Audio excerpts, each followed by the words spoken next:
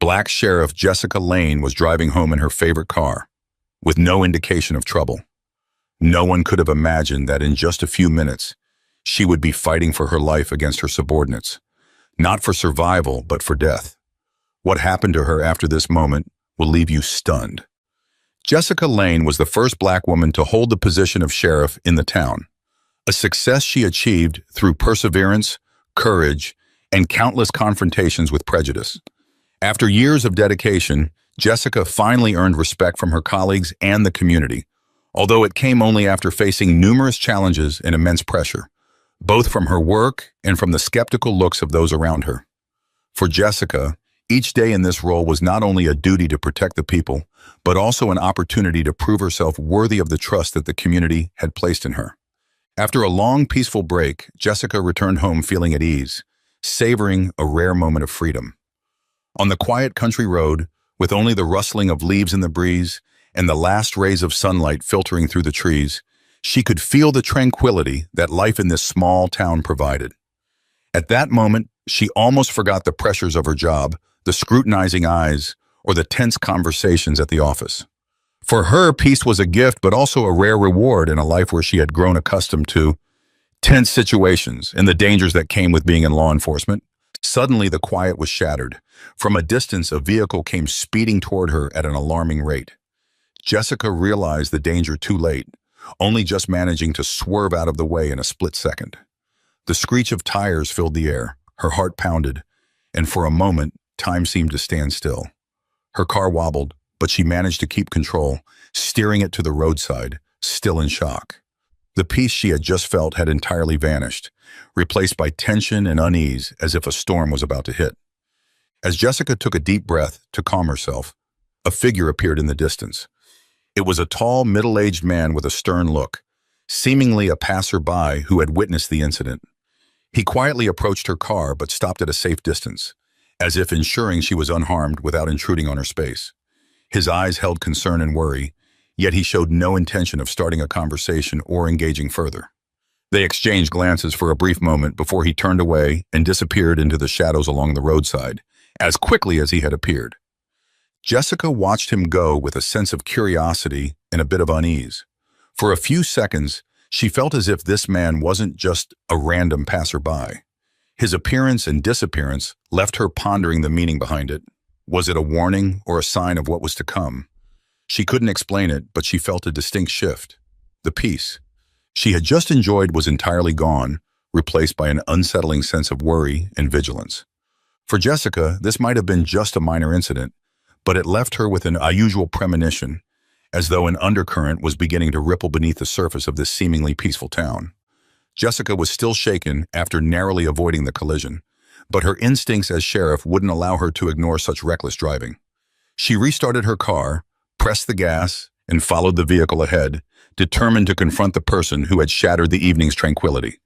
On the narrow, quiet country road, Jessica kept a safe distance, waiting for the right moment for the car to stop. Eventually, on a deserted stretch of road, the other vehicle suddenly slowed down and pulled over, giving Jessica a sense that it was finally time to settle things. She carefully parked behind them, gripping her radio tightly, ready to call for backup if necessary. Jessica stepped out of her car and approached the other vehicle with a calm but resolute demeanor. As she neared, two individuals stepped out of the vehicle, and she was surprised to recognize them as officers from the town. She remembered seeing them at the station in passing, but had never had a chance to speak with them at length. For a brief moment, Jessica felt a sense of reassurance, knowing they were colleagues. However, this feeling was quickly replaced with caution as she noted their cold stares and defiant postures. Instead of cooperating or at least hearing her out, the two officers displayed disdain. The man in the driver's seat, rough-looking and arrogant, smirked as he looked Jessica up and down with a sneer in his eyes. He laughed bitterly, his voice dripping with sarcasm. "Look who we have here. A female sheriff, huh? Shouldn't you be at home looking after your kids instead of wandering around out here? We don't have time for this nonsense." Jessica remained calm, introducing her title and explaining why she had followed them to address their reckless driving. But instead of acknowledging their wrongdoing, the other officer, a man with a hard expression and a steely gaze, interrupted her, his tone laced with rudeness and mockery. "Sheriff, huh? Do you even know who you're talking to? Don't kid yourself. You've got no authority here. This is a man's job, not yours. Jessica felt her blood boil, but she forced herself to stay calm. She firmly asked them to explain their dangerous driving and requested their cooperation. The officer in the driver's seat chuckled derisively, his tone filled with challenge. We don't need a lesson from you. Move out of the way, Sheriff, before you make more trouble for yourself. Jessica hadn't expected things to escalate this way. She stood in front of them, looking directly into those contemptuous eyes, feeling a surge of anger and helplessness. She realized this wasn't simply a misunderstanding. It might be a deeper issue related to their attitude toward authority and justice. Just as she was contemplating her next steps, a strange sound suddenly came from the radio in her car, interrupted by static, followed by a shaky, anonymous voice, faint but clear enough for her to hear every word. Sheriff Lane, be careful with those two. They have a history of abuse of power, but no one dares to report them. They always find ways to silence others. The voice cut off abruptly and then disappeared altogether. Jessica felt a chill run down her spine. This warning not only heightened her vigilance, but also sparked suspicion and determination within her. She understood that she couldn't overlook the unethical and abusive behavior of these fellow officers. Her instincts told her that this wasn't just a minor incident, but perhaps the tip of a larger issue, one rooted in the systemic injustices and discrimination she had vowed to combat. With renewed resolve and a sense of duty, Jessica took a step back, suppressing her anger, and decided she wouldn't let this incident slide. She knew that what happened today could be a pivotal moment to not only uphold justice but also curb the abuse of power festering within the police force she once believed in. She returned to her car, preparing her next steps, silently vowing to bring the truth to light, no matter what dangers she might face. Jessica had barely returned to her car, trying to steady her breathing, when suddenly, the two officers approached her with unmistakable hostility. The driver, a hulking man with cold eyes, seemed to have abandoned every principle a police officer should uphold. He spoke with a sneer, each word dripping with contempt, as if intending to crush her. You think you have authority here? You're just a small black woman dreaming of being sheriff. Jessica clenched her fists, struggling to remain calm, reminding herself that she was the head of the town's police force and had to show resilience. She responded, trying to keep her voice steady despite the anger rising inside. You're abusing your power and breaking the law. I can't overlook this. Jessica's words only added fuel to the fire. The second officer, a large man with a fierce face, moved closer. Suddenly, he shoved Jessica hard, making her lose her balance and fall to the ground. The harsh impact on the rough earth left her dizzy, but instinct told her to remain calm. She tried to stand up, brushing off the pain, but immediately, the first officer stepped forward with a look of sheer hatred, blocking her path. Who do you think you are to lecture us? He sneered, delivering a sudden kick to her leg that sent her collapsing to the ground again. His words were laced with mockery and scorn as he taunted, This is no place for a black woman like you to act high and mighty. Know your place. Jessica felt the pain from the blows radiate through her body, but the anger inside her was even greater, deeper. She understood she wasn't just facing abuse of power, but also blatant prejudice, the racism she'd fought her whole life to overcome. She took a deep breath, struggling to remain composed as she responded. You're not just humiliating me, you're betraying the oath to uphold justice. I won't let this go. Her firm words only made them angrier. The second officer spat out his response, laughing bitterly. You think anyone's going to hold us accountable? This town, these laws, they're all under our control. Without giving Jessica a chance to respond, the two men launched a merciless assault on her. Each punch and each kick struck her body, forcing her to the ground in pain and humiliation. She felt her strength draining away, but her resolve wouldn't let her surrender. Even in the darkest moments, Jessica held on to her dignity and resilience. When Jessica was on the verge of collapse, the two officers stepped back, looking at her with victorious, pitiless eyes. She could feel the coldness in their gaze as if she was merely an object to satisfy their thirst for power and ego.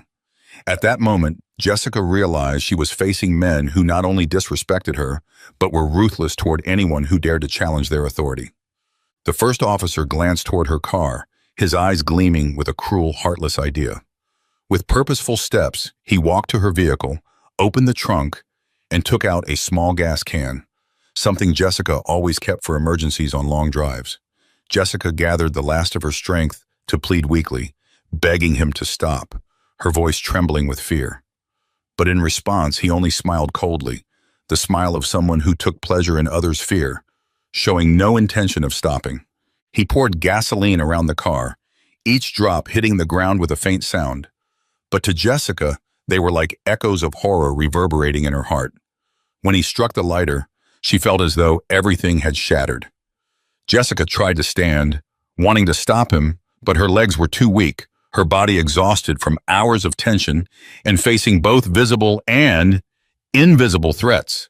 In an instant, her beloved car erupted into flames, the fire illuminating a corner of the park in the silent night. Watching the roaring blaze, Jessica felt as if a part of her soul was burning with the car, a symbol of her perseverance, her relentless struggle, the sweat and effort she had poured in over the years. That car was more than a means of transport. It was a witness to her journeys and the difficult times she'd overcome. Yet now, right in front of her, it was disappearing into the inferno. A feeling of helplessness filled Jessica's heart. She lay there, unable to move, tears streaming down her face. She wasn't crying because of physical pain. The mental anguish was far greater. She was overwhelmed by a sense of humiliation, of being degraded, not only by the actions of these two men, but also by their complete disregard for everything she'd worked hard to build, every value and pride she held. They didn't just want to hurt her, they wanted to destroy her entire spirit and determination. But in the depths of her pain, Jessica felt another fire igniting within her. This wasn't a fire of mere anger, but a resolve not to let this injustice sink into silence. She knew that if she didn't stand up and demand justice, others would suffer under their abuse, crushed with no one to protect them. She couldn't let her story end in this injustice. She couldn't let these two continue their behavior unchecked. Jessica vowed to herself, in the nightmare of that night, that she wouldn't let the fire of justice within her extinguish. She would find a way to expose the truth, to bring those who abuse their power into the light. The image of her charred car would forever be a painful memory, but it would also be the motivation for her to fight and overcome the challenges ahead. No matter how many obstacles lay in her path. No matter how much she was threatened or beaten down, Jessica would not stop until justice was served, so no one else would have to endure the pain she suffered on this harrowing night. Jessica limped along the dark, quiet country road, shrouded in silence and shadows. Pain surged from her bruises and wounds with every step, but a fierce fire of determination burned within her heart. The humiliation and violence inflicted upon her by those two corrupt officers were more than just a personal wound. They were an assault on every value and belief she had fought to uphold. Tonight, her journey back to town wasn't just a walk home. It had become a battle for justice. In the deepest of nights, Jessica promised herself that she would not allow this injustice to break her. The cold night air mingled with the soft rustling of leaves underfoot, amplifying the solitude and harshness of her journey home. Jessica walked alone, each step a painful struggle. She recalled the countless times she had fought to overcome prejudice and the skeptical looks of others, but never before had she felt so deeply wounded. Those officers had not only humiliated her, but had also destroyed her beloved car, a symbol of her resilience and strength forged over the years. In the darkness, Jessica continued to push herself forward, step by painful step. She thought of everything she had sacrificed and worked hard for to earn the position of sheriff, a role she had tirelessly strived for to prove her worth. Now she realized that her fight was no longer just about personal honor. It was about upholding justice and safeguarding the community she cherished. Just as Jessica felt her strength fading, a group of townsfolk emerged in the dim light of their flashlights up ahead. As they approached, she recognized familiar faces. People she had once protected and assisted during their times of hardship. They recognized her too, the sheriff they trusted. But tonight, her usual strong presence was replaced with a battered, exhausted appearance. The townsfolk gathered around her, their eyes filled with worry and compassion. One woman, Mrs. Carroll, who Jessica had once helped after a fraud incident, took her hand, her gaze full of concern. "Jessica, what happened? Who did this to you?" Jessica tried to offer a weak smile, but her eyes couldn't hide the pain and profound hurt. "I went through a difficult situation, but I'll be okay. I won't let this end like this," she said, her voice faint but resolute. She didn't need to share the details. The look in the eyes of everyone present reflected their deep understanding and empathy. An older man, Mr. Ben, whom Jessica had once helped during a theft, placed a reassuring hand on her shoulder. "Jessica, we believe in you. You don't have to face this alone. We'll fight with you." Mr. Ben's words, and the supportive gazes from those around her, reinvigorated Jessica. She realized she wasn't fighting for justice alone. Alongside her stood an entire community, the people of the town she had once protected, who were now ready to stand by her. The townsfolk didn't need the full story. They knew that Jessica had always been on the side of justice, and now it was their turn to offer her support and trust. A young man in the group, Mark, looked at Jessica with admiration. "Sheriff Jessica, you once told me that justice must never be allowed to fade. You've helped so many of us. Now we'll stand by you." They took turns helping Jessica walk, each offering words of encouragement, renewing her faith and strength to carry on. Jessica's steps no longer felt as heavy as before, as she now had companions beside her, people ready to face the trials ahead with her.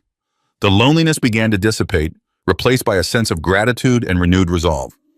As they walked in silence, Jessica felt a profound sense of solidarity and trust between herself and these townsfolk. They weren't colleagues, nor were they tasked with upholding the law, but they understood that justice wasn't just an ideal Jessica pursued. It was a value the entire community respected.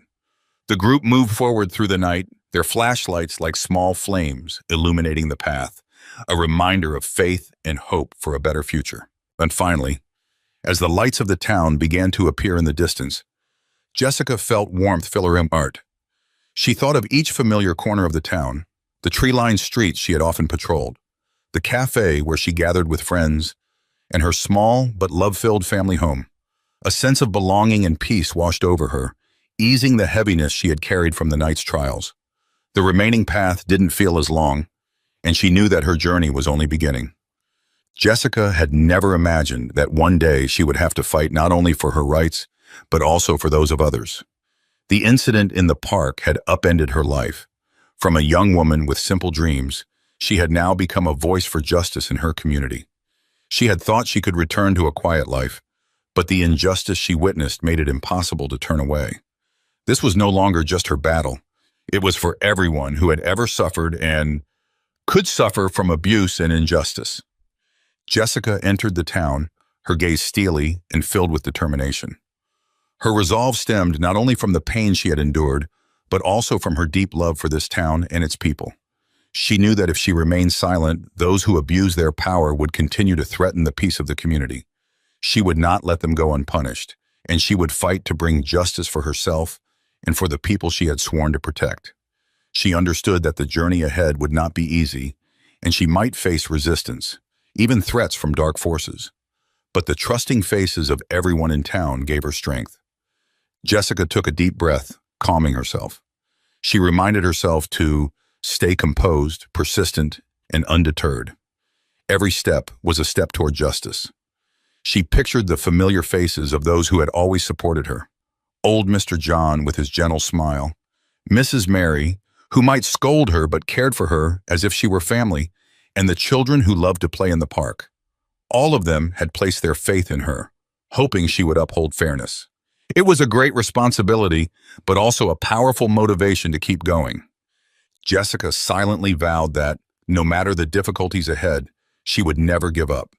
She would fight not just for herself, but for all those who believed in justice, for a community she loved and would protect to the end.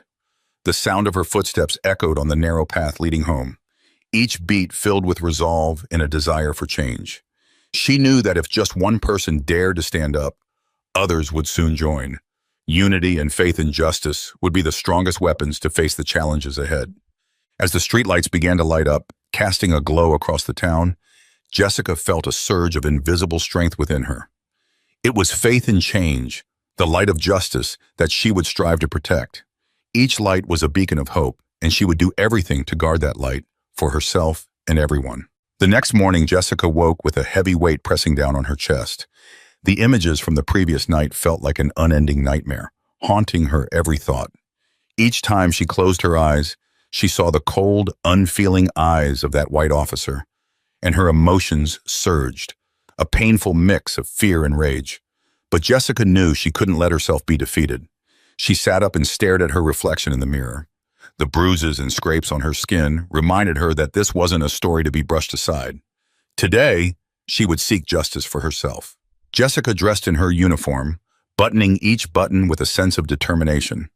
When the mirror reflected a steadfast woman, she took a deep breath to gather her confidence. She knew that entering the station this morning wouldn't just be about recounting what had happened to her, but it would also be a testament that no one, even colleagues, could cross ethical lines without facing consequences. As she stepped out of her home, she felt the piercing cold of the early morning air. The familiar road to the station felt strangely foreign. The silence was overwhelming, broken only by her steady footsteps echoing through the stillness. Fallen yellow leaves covered the ground as if sharing in her pain. She fought to clear her mind and focused on the mission at hand. Walking into the station, the air seemed to thicken. All eyes turned toward her, each officer wearing a different expression: surprise, confusion, and more than a few showing concern. Her bruises were visible, and no one dared to ask her about them. Tension filled the room, but Jessica didn't let anyone slow her down. She took a deep breath and walked straight to the meeting room, mentally rehearsing her words, each sentence sharp and unwavering. Once inside, she didn't wait for anyone to speak or grant her permission. Her voice cut through the silence with authority and urgency. "Everyone into the meeting room, now." Jessica's firm, commanding tone left no room for hesitation. No one delayed. They filed into the room quickly, closing the door, each of them bracing for whatever serious matter she was about to address. Once everyone was present, Jessica stood before them, her gaze unbreakable, yet filled with raw emotion. Her voice was steady, each word delivered with a pointed force that struck at the heart of her listeners. "Last night, I was attacked by 2 officers from this very station," she began, allowing the shock to settle over the room. "Those 2 didn't just disrespect my position. They humiliated me, beat me, and demeaned me. But this is not merely a personal issue. This is a sign of unchecked abuse of power, a malignancy that has been festering within our ranks." The room fell into a deathly silence as every eye fixed on Jessica, some of them wide with disbelief. Jessica knew her words were touching on the hidden corners some might have suspected, but had always chosen to ignore. Gradually, she saw anger and indignation rise in their expressions as the truth she exposed began to sink in. Taking another deep breath, she continued, her voice unwavering and resolute. "I believe what those 2 added to me is just the tip of the iceberg. I am aware that they have used their power to intimidate and harm others. Such abuse, violence, and intimidation have no place in this force. Today, we will do everything to put an end to it." Jessica's gaze met each of theirs in turn, conveying her resolve and sense of duty. Her words weren't just accusations. They were a challenge, a wake-up call for everyone in the room. "I ask every one of you to join me in bringing those 2 officers to justice. This isn't just about me. It's our collective duty, a commitment we made to uphold justice and to protect the community we serve," Jessica emphasized, her voice growing stronger with each word, ringing out with conviction that reached the conscience of each officer. Some of the officers, those who had worked alongside Jessica, clenched their fists in anger, their faces reflecting outrage at the abuse and injustice inflicted by their fellow officers. They weren't just standing up for Jessica.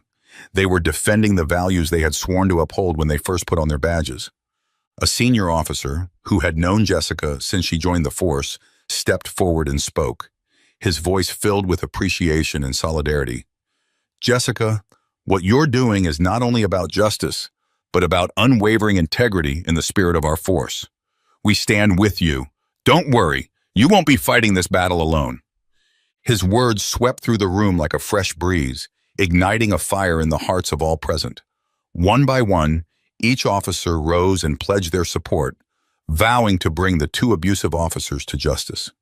The room transformed from a place of shock and disbelief to one filled with determination, steadfastness, and loyalty to the principles of justice they had chosen to protect. Jessica looked around, her heart swelling with pride and gratitude. She knew this was no longer her battle alone but a united cause. She was no longer facing the darkness on her own. Alongside her were courageous colleagues ready to stand up and fight to protect the integrity and honor of the force. She ended the meeting with a powerful call to action. Starting today, we will not only seek out those two, but restore our community's faith in us. We will prove that justice is never silenced, and anyone within our ranks who abuses their power will face the consequences. This is not just about me, this is about all of us, about the vow we took when we chose to become guardians of justice. The silence that followed was one of resolution, loyalty, and an unshakable will. Jessica left the meeting room with renewed conviction, knowing she was not only backed by her colleagues, but by a united police force ready to fight for justice. What had happened was only the beginning of a long and challenging journey, but she no longer felt alone. Jessica stepped out of the meeting room, feeling a lightness in her breath, yet deep inside, her emotions swirled like tumultuous waves. She had just come through an intense and resolute meeting, and she felt the weight of her responsibility pressing heavily on her shoulders. As the last of her words echoed in that room filled with attentive eyes, she sensed her team's solidarity, which filled her with a powerful conviction. Yet Jessica knew that a difficult journey lay ahead, filled with countless challenges she would have to face. She recalled her early days in the police force when passion and enthusiasm drove her to devote herself to justice. Back then, everything seemed straightforward. Her ideals had not yet been worn down by life's complexities. But gradually, the harsh reality of her work revealed that justice wasn't simply black and white. There were dark, gray areas she had never anticipated, places where integrity clashed with cunning, and power could easily be corrupted. Over the years, Jessica had seen colleagues fall, tempted by personal gain. To her, it was a wound that would never heal. Each time a fellow officer went astray, it brought her both pain and disappointment. But today, after seeing the resolve in each person's eyes in that room, Jessica felt a renewed sense of hope. This was an opportunity for her and her team to prove that not everyone could be drawn into the whirlpool of power and temptation. She knew the promises made today weren't just empty words.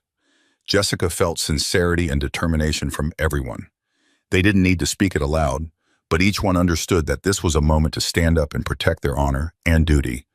They weren't just pursuing criminals, they were confronting the rot that could lie within their ranks. It wouldn't be easy, but Jessica knew they wouldn't back down. As she stepped outside, Jessica felt the sunlight streaming down onto the station grounds, casting shimmering rays that reflected the hope within her, a hope that had dimmed but now shone brightly again. She took a deep breath, savoring the fresh air, as though she was being renewed, strengthened to continue the path she had chosen. In Jessica's mind, images of a strong, united community grew clearer than ever. She didn't just see her teammates, but also the citizens who waited and hoped for a fair and transparent justice system. She knew that only when everything was brought to light, only when justice was served impartially, would the people's trust be restored. And she believed that with the strength of their determination and unity, they could overcome any obstacle. Jessica walked on, each step a reminder of the responsibility and mission she carried. She knew that challenges awaited her, that there would be uncertain and painful moments, but she was no longer alone. She had comrades by her side, people who shared her vision and held unwavering loyalty to justice. And beyond that, she had an entire community standing behind her, ready to support her. In Jessica's gaze now lay not only resolve, but also a fierce belief that justice would never be forgotten. What had happened might only be the beginning, but she was ready to face any difficulty that came her way. She would fight to the end to defend her ideals, to prove that justice, though it may be tested, would always triumph in the hearts of those who truly believed in it. With unyielding determination and the support of the entire force, Jessica quickly took charge of the operation to capture the two officers who had attacked her. Information gathered indicated that they had fled the town at dawn, intending to escape into the dense, winding trails of the nearby forest, an area known for its secluded paths, which only a few locals were familiar with. Jessica understood that these two had nothing left to lose, and she knew this would be an intense pursuit with no room for error. She and the tactical team delved deep into the forest, navigating steep trails and dense foliage that obscured their view. The air grew heavy as they moved cautiously, each step taken with precision to avoid making a sound. By analyzing each trace left behind, they confirmed that the two officers were attempting to flee through a pathway known only to those well acquainted with the terrain. The map was expanded, and the team dispersed to block off likely escape routes. Suddenly, a faint sound ahead indicated the presence of the fleeing men. Jessica signaled her team to halt and quietly issued orders to split into two groups, one to flank from the right and the other to approach from behind, cutting off every possible escape. She was resolute in her commitment to ensuring these men did not evade justice. The two officers, faces pale with terror, raced through the forest trails, their legs caked with breaths labored, and eyes darting anxiously for a way out. They knew all too well that this was no simple chase and that Jessica would not allow them to escape easily this time. A sense of unease gradually overtook them, causing each of their steps to grow hurried and clumsy. The rustling leaves and the startled birds taking flight as they passed, all combined to create an oppressive, suffocating atmosphere. Jessica and her team tracked them without losing a beat. Every mark on the ground, each broken branch, every displaced stone, each was a clear sign guiding them closer to the fugitives. Jessica's eyes were cold, her face an image of absolute resolve. She understood that this was her chance to bring everything into the open, to see justice served. This resolve helped her push aside the lingering pain from her wounds, allowing her to focus entirely on apprehending the men she had once considered comrades. Jessica didn't allow herself a moment's rest. She remembered every insult, every blow they had inflicted upon her, and the rage and humiliation they had caused. She knew that what they had done was not only a personal betrayal, but a blatant affront to justice and the trust the community had placed in the police force. This was why she couldn't stop. Each step was filled with a determination to restore justice for herself and for those they had trampled upon. Meanwhile, the two officers grew increasingly frantic. They constantly glanced back, hearts pounding, as they began to realize that there was no escaping the net closing in around them. Their eyes betrayed a deep fear as they saw Jessica and her team still hot on their trail, relentless and unwavering. Once they had used their authority to intimidate others, but now in the role of fugitives, they finally understood the fear, helplessness, and lack of control they had so often imposed on others. The arrogance and confidence they had once displayed had vanished, replaced entirely by despair and nameless terror. Jessica gestured for her team to fan out, tightening the circle around the two men. Each member of the tactical team, loyal and resolute, was prepared to face these men head-on and bring them to justice. They had witnessed Jessica's bravery and knew this wasn't just her fight, but a collective mission for the entire force. No one would tolerate these men's abuse of power any longer, and Jessica had become their inspiration and leader in this uncompromising battle. Suddenly, one of the men stumbled, falling hard onto the forest floor, his hands flailing in panic. His accomplice tried to help him up, but it was useless. Jessica and her team closed in, their faces cold and unwavering, leaving the two men no escape. These men realized they had run out of time and that their only option left was to face the consequences of their actions. Jessica stepped forward, her gaze as sharp as a blade, never breaking eye contact with the two men who had assaulted her. Her expression was unreadable, but inside a fierce sense of justice and satisfaction surged. There was no fear left, no pain from her wounds, only an unyielding commitment to reveal the truth. "Stand up," Jessica commanded, her voice cold and firm, her gaze never wavering. "Your escape ends here. It's time to face the consequences." The two men lowered their heads, unable to meet her eyes, their faces awash in shame and humiliation. These were men who had once reveled in using their power to suppress others, yet now they were nothing more than defeated, trembling figures in the face of justice. Both were handcuffed and escorted back to the station in silence, the gaze of Jessica and her team no longer one of camaraderie, but of justice bearers confronting those who had betrayed their cause. When they returned to the station, the atmosphere was tense and heavy. The entire police force was gathered, their eyes fixed on the two arrested officers. Jessica stepped forward, facing the men who had once been her comrades, but were now nothing more than contemptible criminals. "I want you to understand this," Jessica said, her voice filled with authority. "You didn't just betray me, you betrayed this entire community and this force. You abused your power to oppress and harm others. From this moment forward, justice will not show mercy to you." A profound silence filled the room, but in the eyes of her colleagues was a newfound determination, a deep respect for Jessica, and a shared commitment to justice. Jessica looked around, seeing the support of everyone there, knowing that this victory was not hers alone, but belonged to everyone who had chosen to stand on the side of justice and truth. That day, Jessica had not only apprehended 2 corrupt officers, but had also demonstrated to the entire force that justice is not a tool to be misused. After completing the arrest procedures, Jessica returned to her office. She sat quietly, her gaze thoughtful as she looked out the window. The events that had unfolded left her with many reflections. She wondered if it was possible to change a system that had been in place for so long, or if her efforts would be like a drop in the ocean. But the looks from her colleagues and the support she received as she confronted the 2 traitors gave her the motivation to continue believing in the path she had chosen. Jessica remembered the incidents she had witnessed throughout her career. She had seen families torn apart by the abuse of power by a few individuals. She had felt the pain of those oppressed and treated unfairly just because of the arrogance of some within the force. It was these injustices that had driven her to stand up, to commit to changing what was wrong. That evening, Jessica was invited to attend an internal meeting of the force. In the meeting room, she stood before all her colleagues, her eyes resolute, her heart filled with determination. She spoke of responsibility, of loyalty to the community, and of the noble mission of a police officer.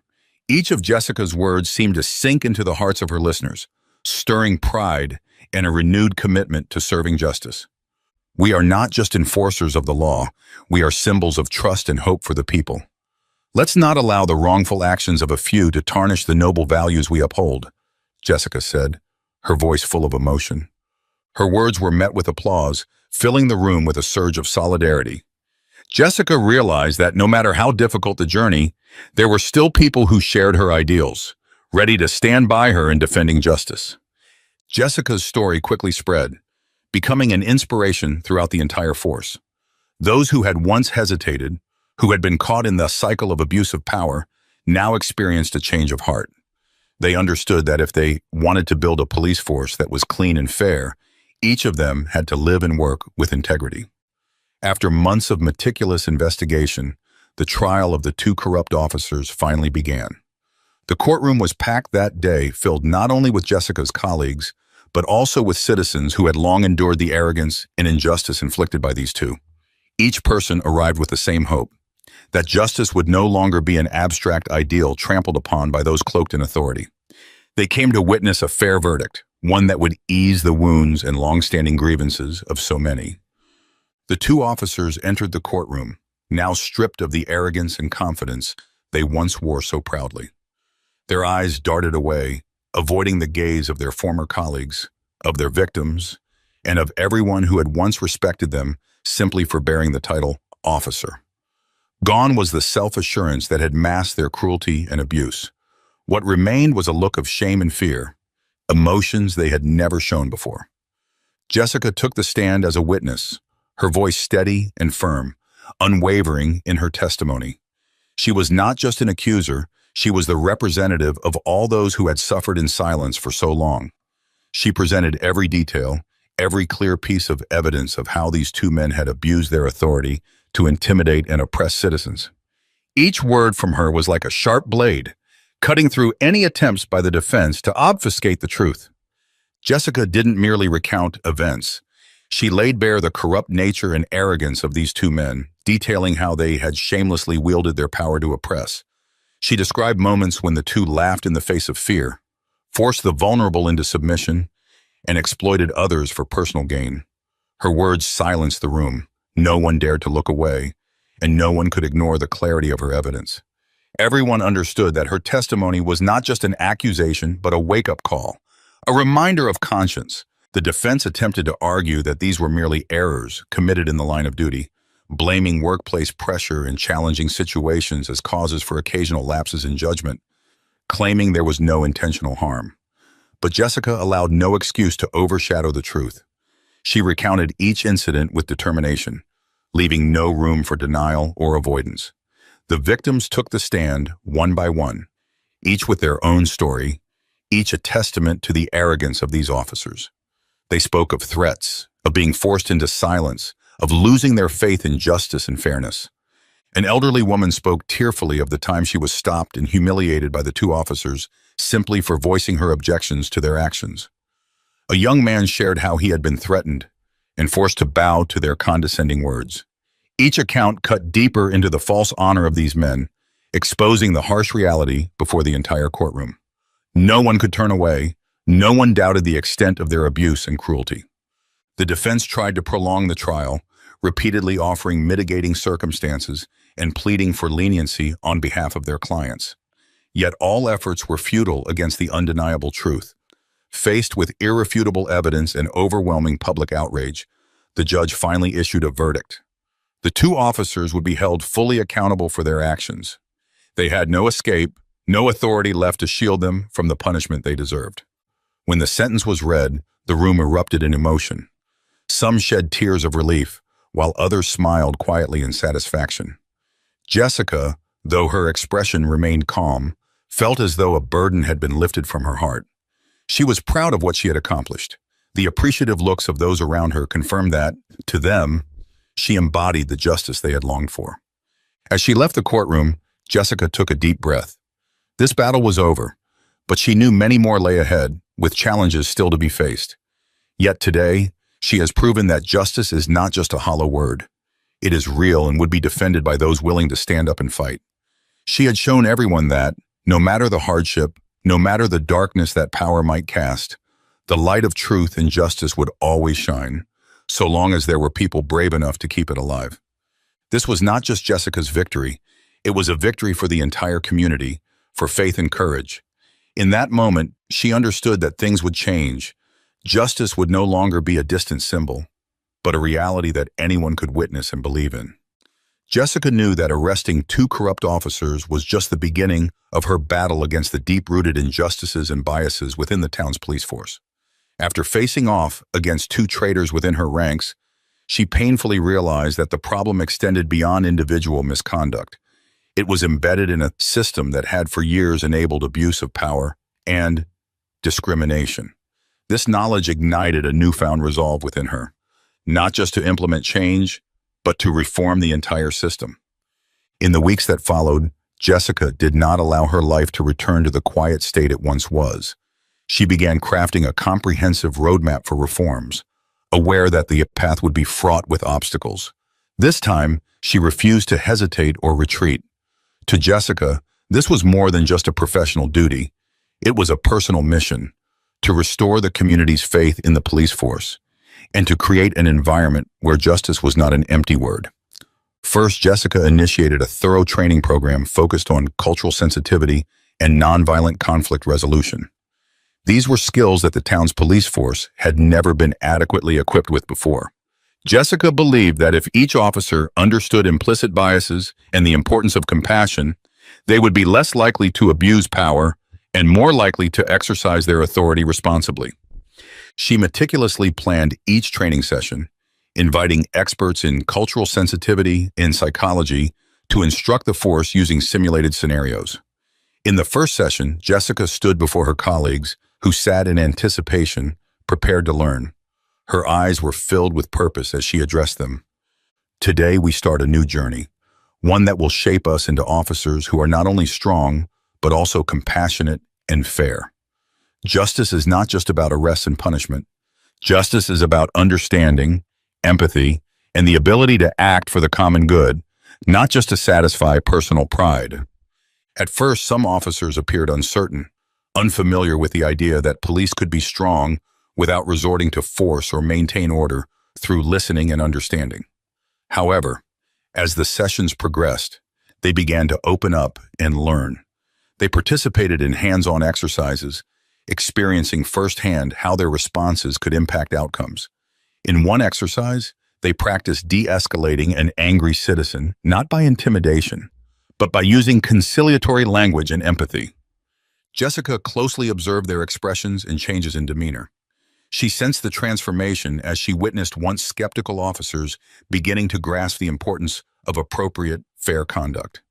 They came to understand that this shift was not just Jessica's vision, but a necessary evolution to build a force that genuinely protected and served. Alongside the training programs, Jessica organized open meetings with the community, eager to hear directly from those they served. In each session, she encouraged people to share their stories, not just complaints, but their hopes and expectations. An elderly woman recounted her long-standing fear of police officers after her son was mistreated by the force. Jessica listened attentively, promising that her team would never allow such abuses again. In addition to community meetings, Jessica launched an independent reporting system that allowed citizens to file complaints anonymously without fear of retaliation. She understood that for the community to trust the police, they needed more than internal change. They needed accountability. For Jessica, this wasn't just about transparency, but about building trust and unity between the police and the citizens. Over the following weeks, Jessica worked tirelessly, instilling a vision of justice within each member of her team. She knew that reforming a system was not something that could be achieved overnight, but each step her team took laid a foundation for lasting change. Jessica led by example. When challenges arose, she was the first to face them, handling each situation with patience and understanding. She became a beacon of integrity for the entire force, someone they could turn to for guidance. Although there were still difficulties, Jessica could feel the growing support of both her colleagues and the community. She witnessed officers confidently standing against wrongful actions that they would have overlooked in the past. She saw gratitude and hope in the eyes of the townspeople whenever they saw her and her team. Patrols were no longer tense missions, but became opportunities for officers and citizens to build mutual understanding and trust. One morning, Jessica found a letter on her desk.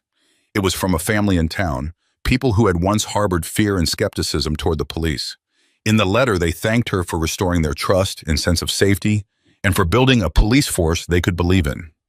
Jessica read the letter with gratitude and pride, knowing that her fight had brought about meaningful change and that her perseverance had been worthwhile. Standing by her office window, gazing out at the town's landscape bathed in early morning light, Jessica knew she had chosen the right path, her heart filled with hope and resolve. She understood that a comprehensive transformation would take time, but every step forward was building a strong foundation for the future.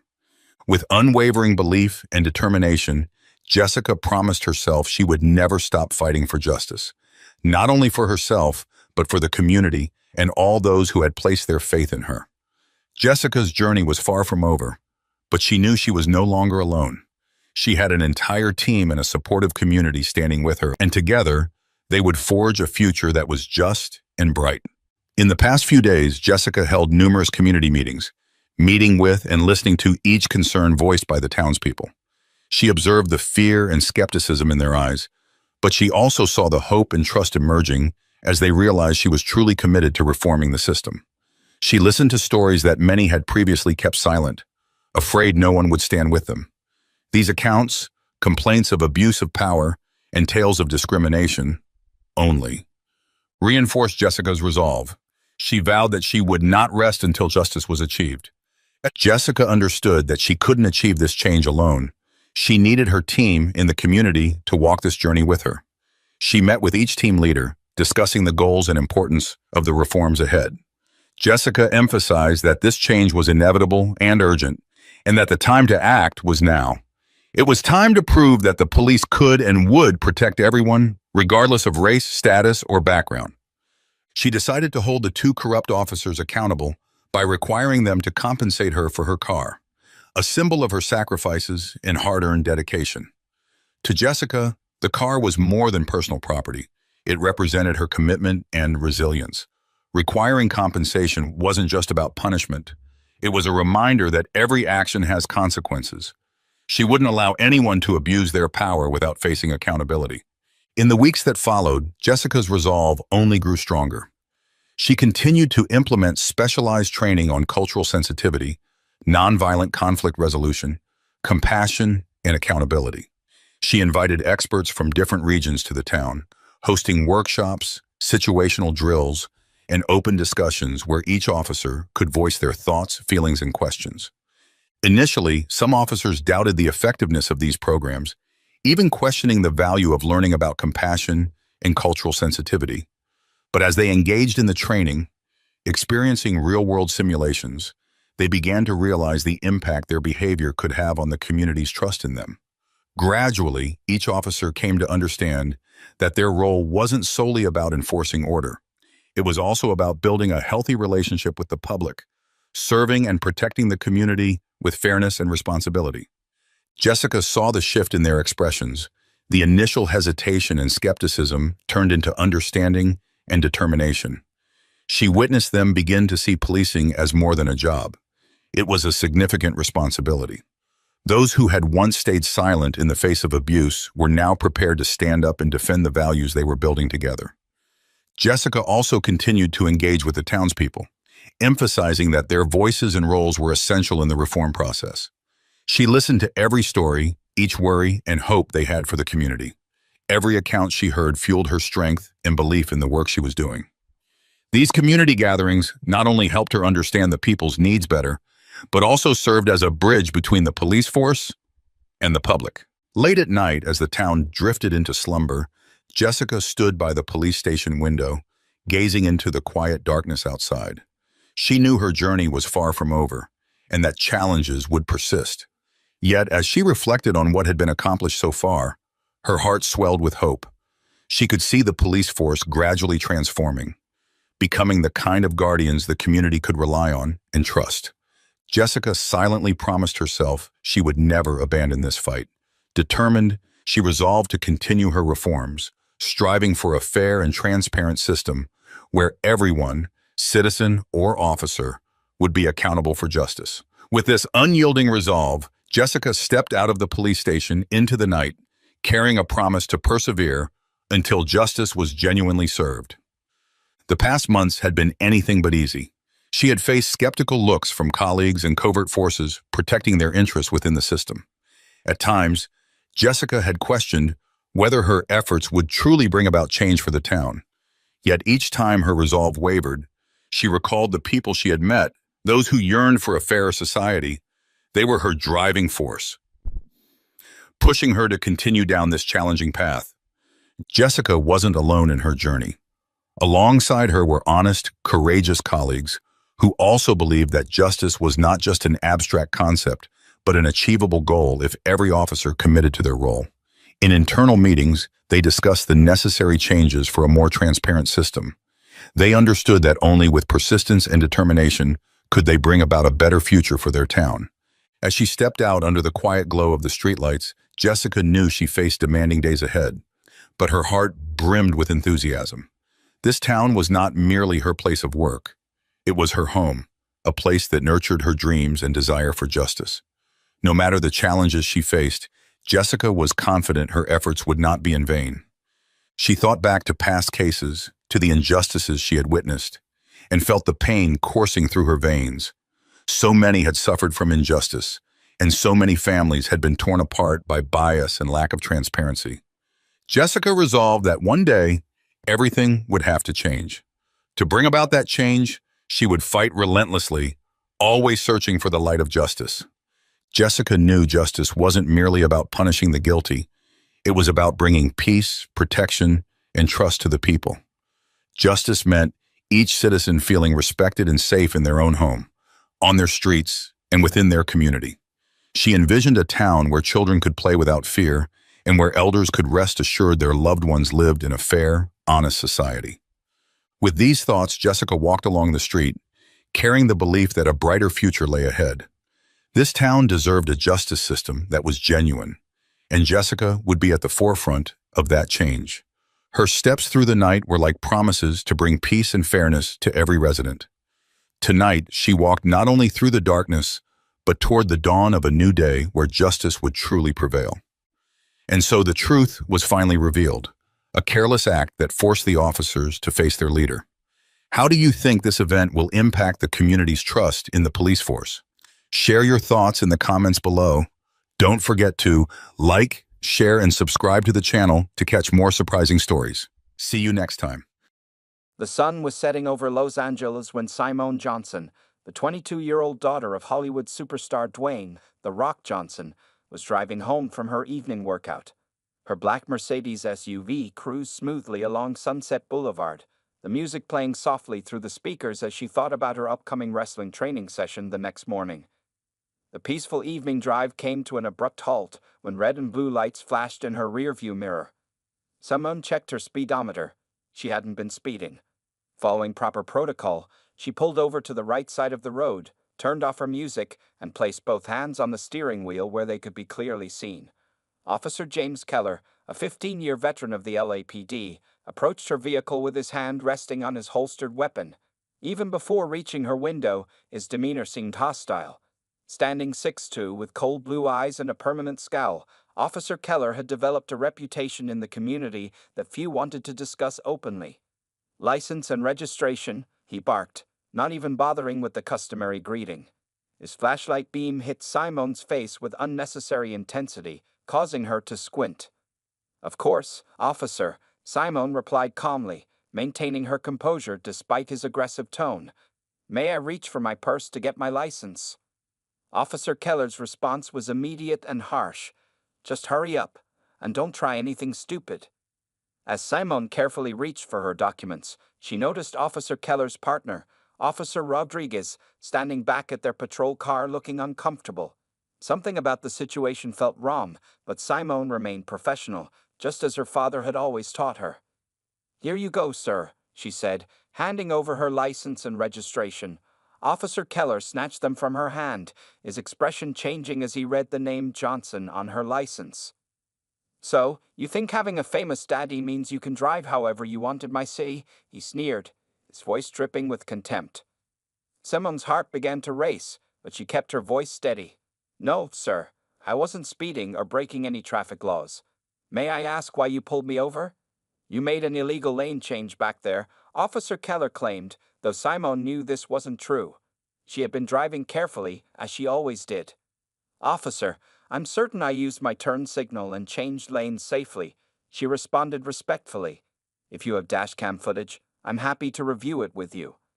This seemed to anger Officer Keller further. He leaned into her window, his face inches from hers. "Are you calling me a liar, girl?" Several passers-by had begun to slow down, some even pulling out their phones to record the interaction. Officer Rodriguez shifted nervously at the patrol car, clearly aware that the situation was escalating unnecessarily. "No, sir," Simone replied, fighting to keep her voice steady. "I'm just trying to understand the situation." Officer Keller's face reddened. "Step out of the vehicle." "May I ask why?" Simone questioned, her hand instinctively reaching for her phone to record the interaction. Officer Keller noticed her movement and his expression darkened. "I said, get out of the car, now." Simone began to comply, reaching for her seatbelt, but before she could even unbuckle it, Officer Keller had yanked her door open. The situation was spinning out of control. "Officer, please," Simone started to say, "I'm cooperating." Without warning, Officer Keller's fist connected with the side of her face, the impact shocking both Simone and the growing crowd of onlookers. Gasps and shouts erupted from the bystanders, and Officer Rodriguez finally started moving forward, calling out, "Keller, stand down." Simone's head spun from the blow, but she managed to press the emergency contact button on her phone. The call went straight to her father's personal security team, who had been trained for situations exactly like this. Blood trickled from a small cut on her lip as Officer Keller roughly grabbed her arm, attempting to drag her from the car. Phones recorded from every angle as the officer continued his assault, seemingly unaware or uncaring about the witnesses documenting his every move. In a matter of minutes, the video of a racist cop assaulting Dwayne, The Rock Johnson's daughter, would begin spreading across social media like wildfire. And somewhere across town, on a movie set where he was filming his latest action blockbuster, Dwayne Johnson's phone was about to ring with news that would make his blood boil and set in motion a chain of events that would rock the entire Los Angeles Police Department to its core. The sun had fully set now, but the night was just beginning, and Officer James Keller had no idea that his actions would soon bring consequences far beyond anything he could have imagined. News of Simone Johnson's assault spread faster than wildfire across Los Angeles. Within 20 minutes of the incident, Dwayne Johnson was already speeding through the city streets in his black Ford Raptor, his knuckles white as he gripped the steering wheel. His personal security team followed close behind in two separate vehicles. At the scene of the incident, the situation had become increasingly tense. A crowd of nearly 100 people had gathered, their phones recording every moment as Officer Keller continued his power trip. Simone sat handcuffed in the back of the police car, her face swelling from the punch, while Officer Rodriguez argued with his partner. "This is completely out of line, Keller," Rodriguez shouted, finally finding his courage.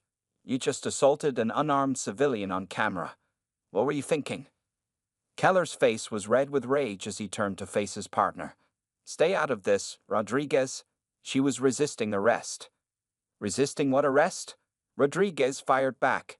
She was sitting in her car, following instructions. The dash cam and body cams caught everything. The crowd's angry murmurs grew louder. Several people had already recognized Simone, and social media was exploding with videos of the incident. #JusticeForSimone was trending, and major news networks were picking up the story. Meanwhile, in his truck, Dwayne Johnson received a call from his lawyer, Benjamin Hayes, one of Los Angeles' top criminal defense attorneys. "Dwayne, I've already contacted Internal Affairs," Hayes informed him. "Officer Keller has a history. 6 complaints of excessive force in the past 3 years, all involving minorities. This isn't his first rodeo, but it's going to be his last." The Rock's jaw clenched as he listened. "Is Simone okay?" "She's being held at the Western Division Station. They're charging her with resisting arrest and assaulting an officer, but it's nonsense. We have multiple video angles showing she never raised a hand against him." As Johnson neared the police station, his phone exploded with calls from celebrity friends, media outlets, and even the mayor of Los Angeles. The incident was quickly becoming a national story. Inside the police station, Officer Keller strutted around like he owned the place, seemingly oblivious to the storm he had created. Several of his fellow officers watched him with disgust, having already seen the viral videos of his attack on Simone. Captain Sarah Martinez, the station commander, sat in her office reviewing the footage with growing horror. She had always suspected Keller was a problem, but now she had irrefutable proof. As she watched the video for the 3rd time, her office door burst open. "Captain, Dwayne Johnson is here," an officer announced, his voice shaking slightly. The entire station fell silent as The Rock walked in, his 6'5" frame filling the doorway. Despite his anger, his voice was controlled and steady as he spoke to the desk sergeant. "I'm here for my daughter," he said, his eyes scanning the room until they fell on Officer Keller. The racist cop's arrogant demeanor suddenly faltered as he found himself face to face with the consequences of his actions. The man standing before him wasn't just a Hollywood star, he was an enraged father whose child had been assaulted.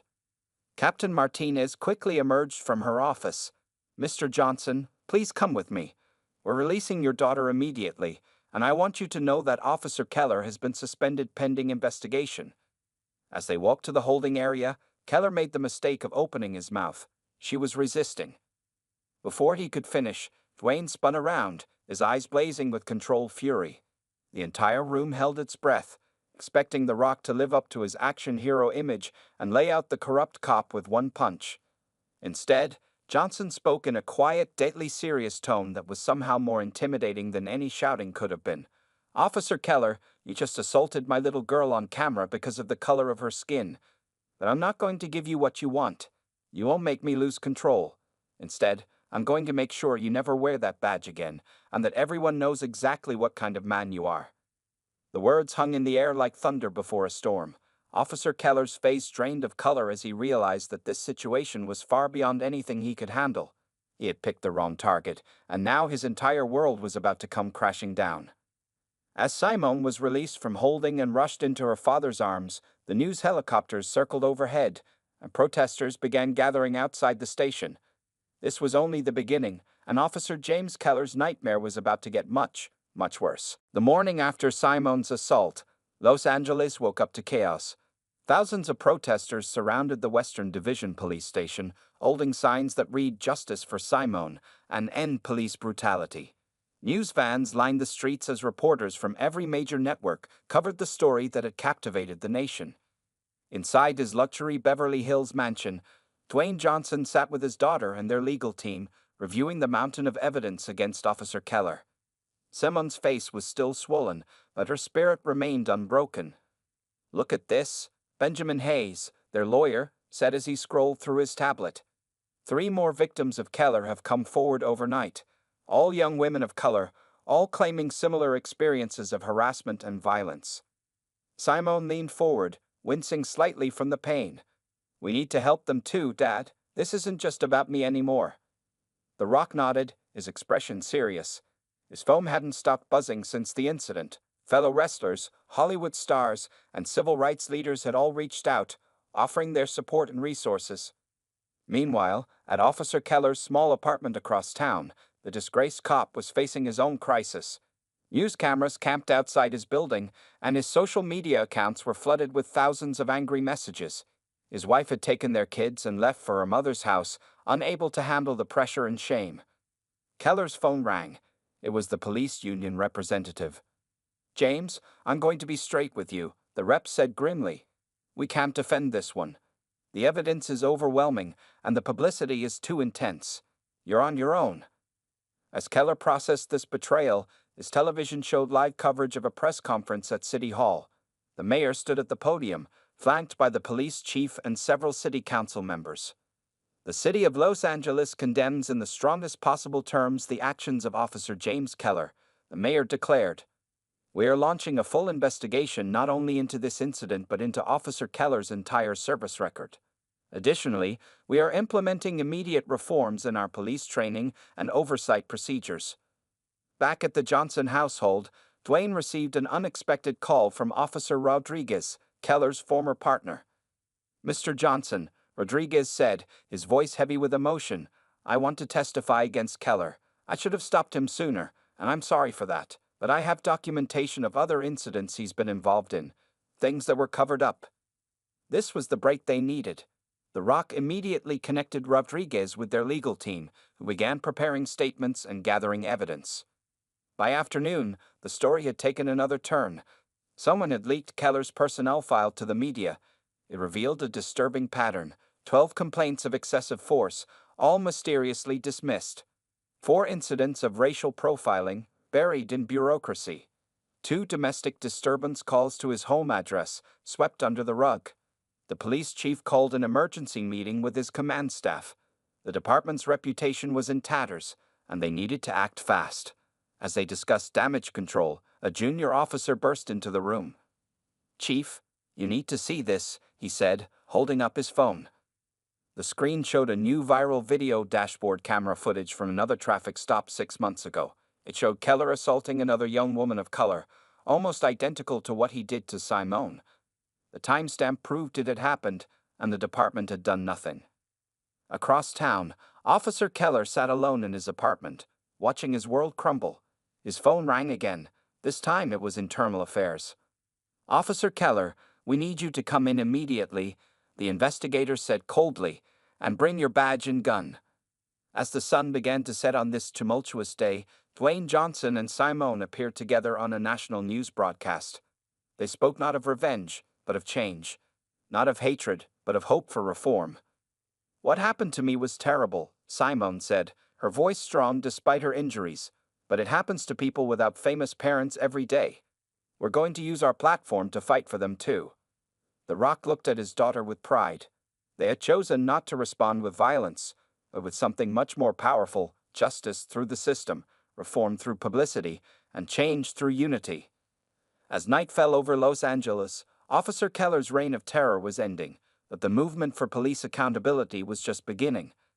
And tomorrow would bring even more revelations that would shake the department to its core. As dawn broke over Los Angeles on the 3rd day of the scandal, the city was rocked by explosive new developments. Internal Affairs investigators had spent the night going through Officer Keller's work laptop, discovering a trove of racist emails and text messages exchanged with other officers. At the Western Division Station, Captain Martinez called an emergency meeting.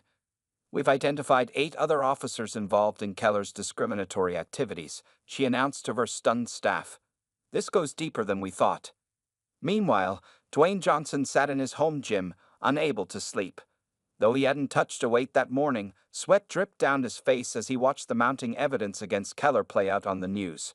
His phone buzzed. It was Benjamin Hayes. "Dwayne, we've got something big," the lawyer said urgently. "A former police dispatcher just came forward." She has recordings of Keller bragging about targeting minorities during his shifts. He called it his personal cleanup operation. The Rock's fists clenched. Each new revelation made his blood boil, but he remained focused on their legal strategy. They weren't just going after Keller anymore. They were exposing an entire system of corruption. Across town, Officer Keller faced his own personal nightmare.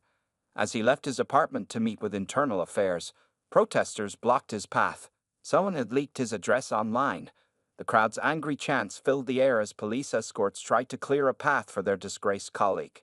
Inside the Internal Affairs office, Keller sat across from investigators, his arrogance finally cracking under pressure. The evidence against him was overwhelming.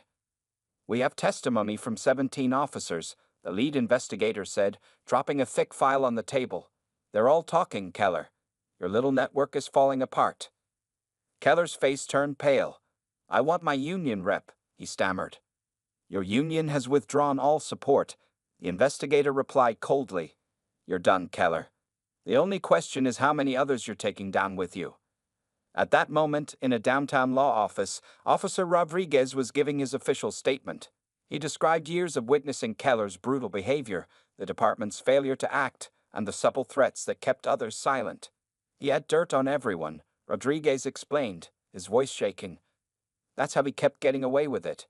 But what he did to Ms. Johnson, that was his biggest mistake. He thought he was untouchable." The afternoon brought another bombshell. A group of senior officers came forward, admitting they had helped cover up Keller's previous incidents. The scandal was now threatening to bring down half the department's command structure. At City Hall, the mayor held another press conference. "We are announcing the formation of an independent oversight committee," he declared. "Mr. Johnson has agreed to serve as an advisory member, along with civil rights leaders and community activists." Simone Johnson, despite her injuries, attended a peaceful rally organized by police reform advocates. Her presence sent a powerful message. This wasn't about revenge, but about changing a broken system. "My father taught me that real strength isn't about throwing punches," she told the crowd. "It's about standing up for what's right, even when it's hard. Especially when it's hard." Back at Internal Affairs, Keller finally broke. After hours of questioning, he began naming names, revealing a network of corrupt officers who had enabled his behavior for years. His confession would lead to the largest purge of corrupt officers in LAPD history. As evening approached, Dwayne Johnson received an unexpected visitor, Officer Keller's wife, Sarah. She had come to apologize for her husband's actions. "I knew what he was," she said through tears. "I should have spoken up sooner. Maybe I could have prevented what happened to your daughter." The Rock listened with compassion, understanding that Keller's toxic behavior had created many victims over the years.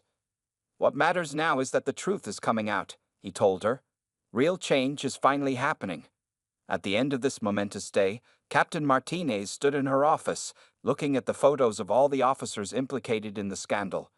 The department would never be the same, but maybe that was exactly what it needed. As night fell over Los Angeles, Officer Keller sat alone in a holding cell, his badge and gun confiscated, his career in ruins. He had finally learned the hardest lesson of all, that no one, no matter how powerful they think they are, is above justice. The story was far from over, but one thing was clear. The day Officer Keller decided to punch Dwayne Johnson's daughter would be remembered as the day that changed everything. The fourth day of the scandal brought a series of stunning developments that shook the Los Angeles Police Department to its core. Early morning raids across the city resulted in the arrests of 12 officers connected to Keller's corrupt network. FBI agents, working alongside. At police headquarters, Chief Wilson faced a barrage of questions from the press. The revelation that over 24 officers had been involved in covering up Keller's crimes had destroyed public trust in the department. "We're cleaning house," the chief announced grimly. "Every officer, every supervisor who knew about these crimes and stayed silent will be held accountable." Meanwhile, Officer Keller sat in the county jail, a far cry from his usual position of authority. His fellow inmates, many of whom he had arrested over the years, watched him with cold satisfaction. Word had spread about who he was and what he had done. Dwayne Johnson was meeting with civil rights attorneys and community leaders in his home theater room, which had been converted into a command center for their reform campaign. Maps of Los Angeles covered the walls, marking locations of previous police brutality incidents. "We've identified a pattern," Benjamin Hayes explained, pointing to clusters of red pins. Keller and his associates specifically targeted certain neighborhoods, profiling young people of color during their patrols. Simone, her bruises now fading to yellow, studied the maps intently. "Each of these pins represents someone who was afraid to speak up," she said quietly. "Until now." Across town, Sarah Keller was packing up her house. Her husband's frozen assets and mounting legal bills had left her no choice but to sell. As she boxed up family photos, she found a hidden folder in James's home office. Inside were photographs, trophy pictures he had taken of his victims after violent arrests. With hands shaking, she picked up her phone and called Benjamin Hayes. At the district attorney's office, prosecutors were building their case against Keller and his co-conspirators. The evidence was overwhelming: hundreds of illegal arrests, falsified reports, and countless civil rights violations. "We're looking at federal charges," the lead prosecutor told her team. "Civil rights violations, conspiracy, obstruction of justice. Keller's going away for a long time." Back at the Johnson residence, Dwayne received an unexpected call from the Attorney General's office. The case had caught national attention, and they wanted to use it as a blueprint for police reform across the country. "Your daughter's incident could be the catalyst for real change," the Attorney General said. "We want to work with you on national legislation." The Rock looked at Simone, who nodded firmly. Their fight for justice had grown far beyond their personal situation. Meanwhile, Officer Rodriguez was working with reform advocates, helping identify other corrupt officers who hadn't yet been caught. His testimony had opened the floodgates, with more whistleblowers coming forward every day. "It's like a cancer," he explained to investigators.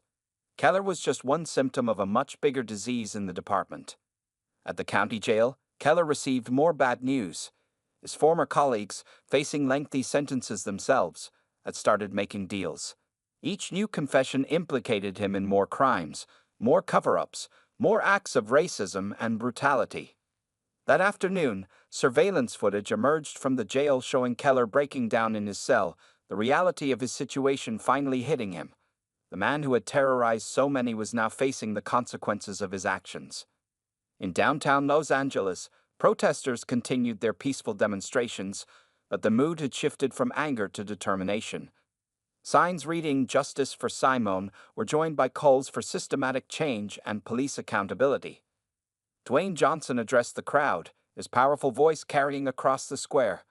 "What happened to my daughter was terrible, but it's brought to light something even more terrible: a system that protected bad cops and punished good ones for speaking up. That ends now." As evening fell, Captain Martinez sat in her office, reviewing applications for new diversity training programs. The department would need to be rebuilt from the ground up, with new policies, new oversight, and a new commitment to serving all communities equally. The day ended with a small victory. Sarah Keller's evidence had led to 3 more arrests, including a senior supervisor who had helped cover up her husband's crimes for years. In his jail cell, Officer Keller lay awake, haunted by the faces of his victims. His decision to assault Simone Johnson hadn't just ended his career. It had exposed decades of corruption and sparked a revolution in policing that would echo across the nation. The next day would bring even more revelations, as the full scope of the scandal continued to unfold. Day 5 of the scandal brought unexpected allies and shocking confessions. The morning began with a surprise press conference where 20 retired LAPD officers stood together to publicly apologize for staying silent about Keller's behavior during their service years. At the federal courthouse, prosecutors were preparing for what would become one of the largest police corruption trials in American history. Evidence rooms were filled with boxes of documents, hard drives, and body camera footage that painted a disturbing picture of systematic abuse. "We've uncovered a pattern going back 15 years, announced federal prosecutor Maria Santos. Officer Keller wasn't just a bad cop. He was training others to follow his example." In his private gym, Dwayne Johnson was on a video call with civil rights leaders from across the country. The Rock's massive frame filled the screen as he listened to their stories and strategies. "My daughter's case opened the door," he told them, "but we're going to make sure it stays open until every corrupt officer is exposed." Meanwhile, Simone Johnson was making her own impact. She sat with a group of young women who had previously been victimized by Keller and his associates. Their stories were heartbreaking, but their strength was inspiring. "We're not victims anymore," Simon told them. "We're survivors, and we're going to change things." At the county jail, Officer Keller received his first visitors, two FBI agents with a plea deal. They laid out his options: cooperate fully and receive a reduced sentence, or face the maximum penalty for each of his crimes. "We have a signed confession from your former sergeant," one agent said. "He claims you ran an unofficial training program teaching new officers how to harass minorities without getting caught." Keller's face turned ashen. His carefully constructed world was crumbling faster than he could process. Across town, Benjamin Hayes was meeting with a surprise witness, a former police academy instructor who claimed Keller had been problematic even during training. "He showed signs back then," the instructor explained, "but the system was designed to ignore red flags if the recruit could pass the physical tests." At police headquarters, newly appointed internal affairs investigators were going through years of civilian complaints. Boxes of previously dismissed reports were being reopened, each one revealing patterns of abuse that had been ignored. Captain Martinez stood before her remaining officers, those who hadn't been implicated in the scandal. "We're implementing new policies effective immediately," she announced. "Every complaint will be investigated. Every body camera will be reviewed. The old system of protecting bad officers is over." In a downtown law office, Officer Rodriguez was working with reform advocates to develop new training programs. His first-hand experience with Keller's corruption made him valuable in identifying where the system had failed. "It wasn't just about race," he explained. "It was about power." Keller taught officers that the badge made them untouchable. The afternoon brought another bombshell. Sarah Keller, still cooperating with investigators, discovered a hidden storage unit rented under her husband's name. Inside were files documenting years of illegal activities, not just his own, but those of officers across multiple precincts. Dwayne Johnson received the news while meeting with state legislators. "This isn't just about punishing bad cops anymore," he told them. "We need to change the entire culture that allowed them to thrive." At the jail, Keller finally broke down and agreed to cooperate. His confession, recorded over several hours, revealed a network of corruption that went beyond anything investigators had imagined. "He named names we weren't even investigating," one FBI agent reported. "High-ranking officers, politicians, judges, people who helped cover up his crimes for years." As evening approached, Simone Johnson spoke at a community meeting in one of the neighborhoods most affected by police brutality. Her presence brought both tears and hope to residents who had suffered in silence for years. "My father taught me that real strength isn't about physical power," she told them. "It's about standing up for what's right, no matter the cost." The day ended with a candlelight vigil outside the police station where Keller had worked. Hundreds gathered, holding signs with the names of his victims, names that would no longer be forgotten or ignored. In his cell, Officer Keller watched the news coverage of the vigil on a small TV. The man who had once terrorized the streets of Los Angeles now sat alone, his power gone, his legacy one of shame rather than fear. Tomorrow would bring more revelations, more arrests, and more steps toward lasting change. The system that had protected corrupt officers for so long was finally being dismantled, one piece at a time. Day 6 of the scandal brought the biggest shockwaves yet. Early morning raids by FBI agents targeted not just police officers, but judges, city officials, and prominent business leaders who had helped cover up police brutality cases for years. In a dramatic scene at City Hall, federal agents led away 2 senior council members in handcuffs. They had been caught on tape discussing payoffs to keep Keller's victims quiet. Dwayne Johnson watched the morning news coverage from his home office, his daughter Simone beside him. "It goes all the way to the top," he said quietly. "This is bigger than we ever imagined." At the federal courthouse, prosecutors were processing a flood of new evidence. Officer Keller's confession had opened up leads that exposed a vast network of corruption. "We've uncovered offshore accounts," announced lead investigator Sarah Chen. "Money that was used to silence victims, pay off witnesses, and keep corrupt officers protected." Meanwhile, at the county jail, Keller was being moved to protective custody. His former colleagues, now his fellow inmates, had made it clear he wasn't safe in the general population. "How does it feel?" a guard asked him during the transfer. being on the other side of these bars? Keller said nothing, but his haunted expression spoke volumes. The man who had terrorized so many now lived in constant fear himself. Across town, Benjamin Hayes was meeting with a group of former police officers who had been forced out of the department years ago for trying to report Keller's behavior. "They destroyed our careers," one ex-officer explained, fighting back tears. "But now everyone knows we were telling the truth." At police headquarters, the new reform task force, led by Captain Martinez and Officer Rodriguez, was implementing sweeping changes. Every officer would now wear body cameras that couldn't be turned off. Every complaint would be investigated by an independent board. "The old system is dead," Martinez declared to her officers. "Either adapt to the new way or find another job." Simone Johnson spent the afternoon testifying before a state Senate committee about her experience. Her powerful words moved many to tears. "I was lucky," she said. "I had resources and a famous father. But what about all the other victims who didn't? Who speaks for them?" The Rock himself was meeting with police academy officials, helping design new training programs that emphasize de-escalation and community service over force and intimidation.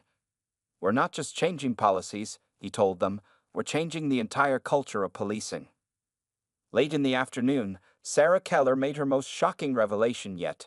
She provided investigators with a recorded conversation between her husband and several high-ranking officials, discussing how to handle officers who tried to report corruption.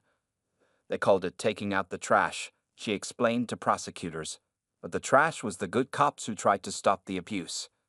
At the jail, Keller received more bad news. His legal team had quit after discovering he had lied to them about crucial details. He would now face trial with a public defender. The evening brought a massive rally in downtown Los Angeles. Thousands gathered to support police reform, including many current and former officers who wanted to see their profession cleaned up. Dwayne Johnson addressed the crowd, his powerful voice carrying across the square. "This isn't about revenge," he declared. "It's about making sure no other father has to see his child brutalized by those sworn to protect and serve." In her hospital room, one of Keller's previous victims watched the coverage on TV. She had been too afraid to come forward before, but now she felt hope for the first time in years. "If they can take down Keller," she told her nurse, "maybe there's justice after all." The day ended with another round of arrests. 3 more judges were taken into custody, accused of dismissing cases against corrupt officers in exchange for bribes. In his protective custody cell, Keller sat alone, writing what appeared to be a confession. Pages and pages of names, dates, and crimes. A career built on brutality and racism, finally exposed to the light. Outside the jail, protesters held a candlelight vigil, but unlike previous nights, they weren't angry anymore. There was a sense of hope, of change finally coming to a system that had been broken for too long. Tomorrow would bring more revelations, more arrests, more steps toward justice. But tonight, for the first time since the scandal began, it felt like the good guys were winning. The system that had protected corrupt officers for so long was crumbling, and from its ashes, something better would rise. 1 month after Officer Keller's assault on Simone Johnson, Los Angeles gathered to witness the final chapter of this historic case. The federal courthouse was packed as Judge Maria Rodriguez prepared to deliver the verdict that would send shockwaves through law enforcement nationwide.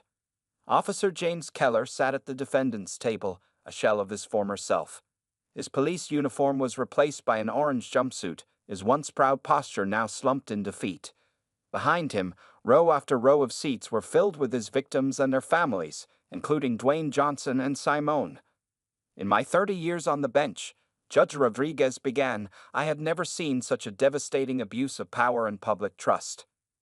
The courtroom fell silent as she read the verdict, his sentence, 30 years in federal prison without possibility of parole. But the judge wasn't finished. "This case has exposed not just one corrupt officer, but an entire system that enabled and protected him. Therefore, I am ordering a complete federal oversight of the Los Angeles Police Department for the next 5 years." Outside the courthouse, thousands had gathered to hear the verdict. When it was announced, cheers erupted across the crowd, signs reading "Justice Served" and "Change Starts Now" waved in the afternoon sun.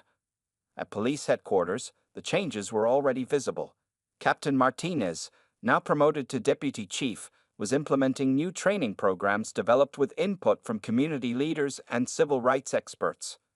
"Today marks the end of the old way," she announced to her officers, "and the beginning of true community policing." Dwayne Johnson stood at the courthouse steps, addressing the media with Simone by his side. "This verdict isn't just about punishment," he said, his voice carrying across the crowd. "It's about transformation, about making sure what happened to my daughter never happens to anyone else's child." In total, the investigation had led to the conviction of 43 police officers, 6 judges, and 12 city officials. The corrupt network that had protected bad cops for decades was finally dismantled. Simone Johnson had become a symbol of change, but she wanted to be more than that. She announced the creation of the Johnson Justice Initiative, a foundation dedicated to supporting victims of police brutality and promoting law enforcement reform. "We're going to continue this fight," she declared. "Not just in Los Angeles, but across the country. Every city, every department that needs change, will be there." Officer Rodriguez, who had testified against his former partner, was now leading the department's new Internal Affairs Division. His first act was to establish an anonymous reporting system for officers to safely report misconduct. "The blue wall of silence is over," he told his team. "From now on, good cops protect good cops, and bad cops face justice." Sarah Keller, who had helped expose her husband's crimes, started working with police reform advocates. Her insider knowledge proved invaluable in identifying warning signs of corruption in other departments. In his prison cell, Officer Keller began writing a detailed confession, documenting every abuse of power, every act of racism, every moment that led to his downfall. The manuscript would later be used to train future officers on what not to become. The day ended with a ceremony at City Hall. The mayor signed into law the most comprehensive police reform package in the city's history, named the Simone Johnson Act. Its provisions included mandatory body cameras, civilian oversight boards, and strict penalties for officers who abused their power. Dwayne Johnson watched the signing with pride, his arm around his daughter. What had started as a terrible act of violence had transformed into a movement for real change. "Sometimes the biggest changes come from the darkest moments," he told the assembled crowd. "Today, we've proven that justice is stronger than corruption, that truth is more powerful than fear." As the sun set over Los Angeles, police stations across the city began implementing the new reforms. Officers attended mandatory training sessions, learning de-escalation techniques and cultural sensitivity. The story of Officer Keller and Simone Johnson would be taught in police academies as a turning point. The moment when one act of racism led to the exposure and destruction of an entire corrupt system. In the end, Keller's attempt to assert his power through violence had achieved the opposite of what he intended. Instead of silencing another victim, he had given voice to thousands.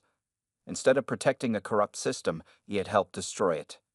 As night fell over the city, a new era of policing was beginning. The badge would no longer be a shield for racism and brutality, but a symbol of protection and service for all communities. The Rock had indeed destroyed Keller, not with his fists, but with justice. The morning sun peeked through the blinds of the Riverside Police Department as Chief Sarah Thompson straightened her uniform in front of her office mirror. At 45 years old, she carried herself with the confidence of someone who had earned every step of her journey. The golden badge on her chest caught the light, reminding her of the history she had made 6 months ago as the first black woman to lead this department. Sarah's dark hair was pulled back neatly, her brown eyes sharp and alert as they always were. 20 years of police work had taught her to notice everything, from the slight creak of her office door to the whispers that sometimes followed her through the hallways. Some of these whispers were proud, others less so, but Sarah had learned long ago not to let them affect her focus. Looking at the clock on her wall, she remembered that morning 20 years ago when she first walked into the police academy. She had been one of only 3 women in her class and the only black person. Many people had told her she wouldn't make it, but Sarah had proven them wrong, graduating at the top of her class. The journey from rookie officer to police chief hadn't been easy. She had worked every tough shift, handled the most difficult cases, and studied harder than anyone else. Each promotion brought new challenges. Some officers respected her achievements, while others questioned every decision she made. Now, as Chief Thompson walked through the station, officers greeted her with varying degrees of enthusiasm. Young Officer Rodriguez smiled broadly. proud to see someone who had broken through barriers leading the department. Sergeant Miller nodded respectfully, having worked with her on several cases over the years. But there were others, like Officer Barrett, who barely acknowledged her presence. In her first 6 months as chief, Sarah had already started making important changes. She created new training programs to help officers better understand the communities they served. She made sure complaints about officer behavior were properly investigated, not just filed away and forgotten. She also worked hard to hire more women and people of color, making the department look more like the city it protected. These changes weren't always popular. Just yesterday, she had overheard Officer Barrett complaining in the break room about how things were better in the old days. Sarah knew what he meant, but she also knew that those old days hadn't been better for everyone. Sitting down at her desk, Chief Thompson opened a thick folder containing reports from the past week. Coffee in hand, she began reviewing the numbers: crime rates, response times, community feedback. Her secretary had arranged everything perfectly, marking the most important items with yellow sticky notes. A knock on her door interrupted her work. "Come in," she called out, looking up to see Captain Rodriguez entering with more papers. "Morning, Chief," he said, placing the new report on her desk. "The community outreach program you started is showing some really good results. Complaints are down 15% since last month." Sarah allowed herself a small smile. This was exactly what she had hoped for when she started the program. "Thank you, Captain. Any challenges we should address?" "Well," Rodriguez hesitated. "Some of the older officers are still resistant to the new sensitivity training requirements. Barrett's been particularly vocal about it." Chief Thompson nodded, having expected this resistance. "Change takes time, Captain. We'll keep moving forward, one step at a time." After Rodriguez left, Sarah stood up and walked to her window, looking out over the city she had sworn to protect. Riverside wasn't perfect, but it was changing. The old industrial buildings were being converted into community centers, new businesses were opening in once abandoned storefronts, and people from different backgrounds were working together to make things better. Her phone buzzed with a reminder about the upcoming department meeting.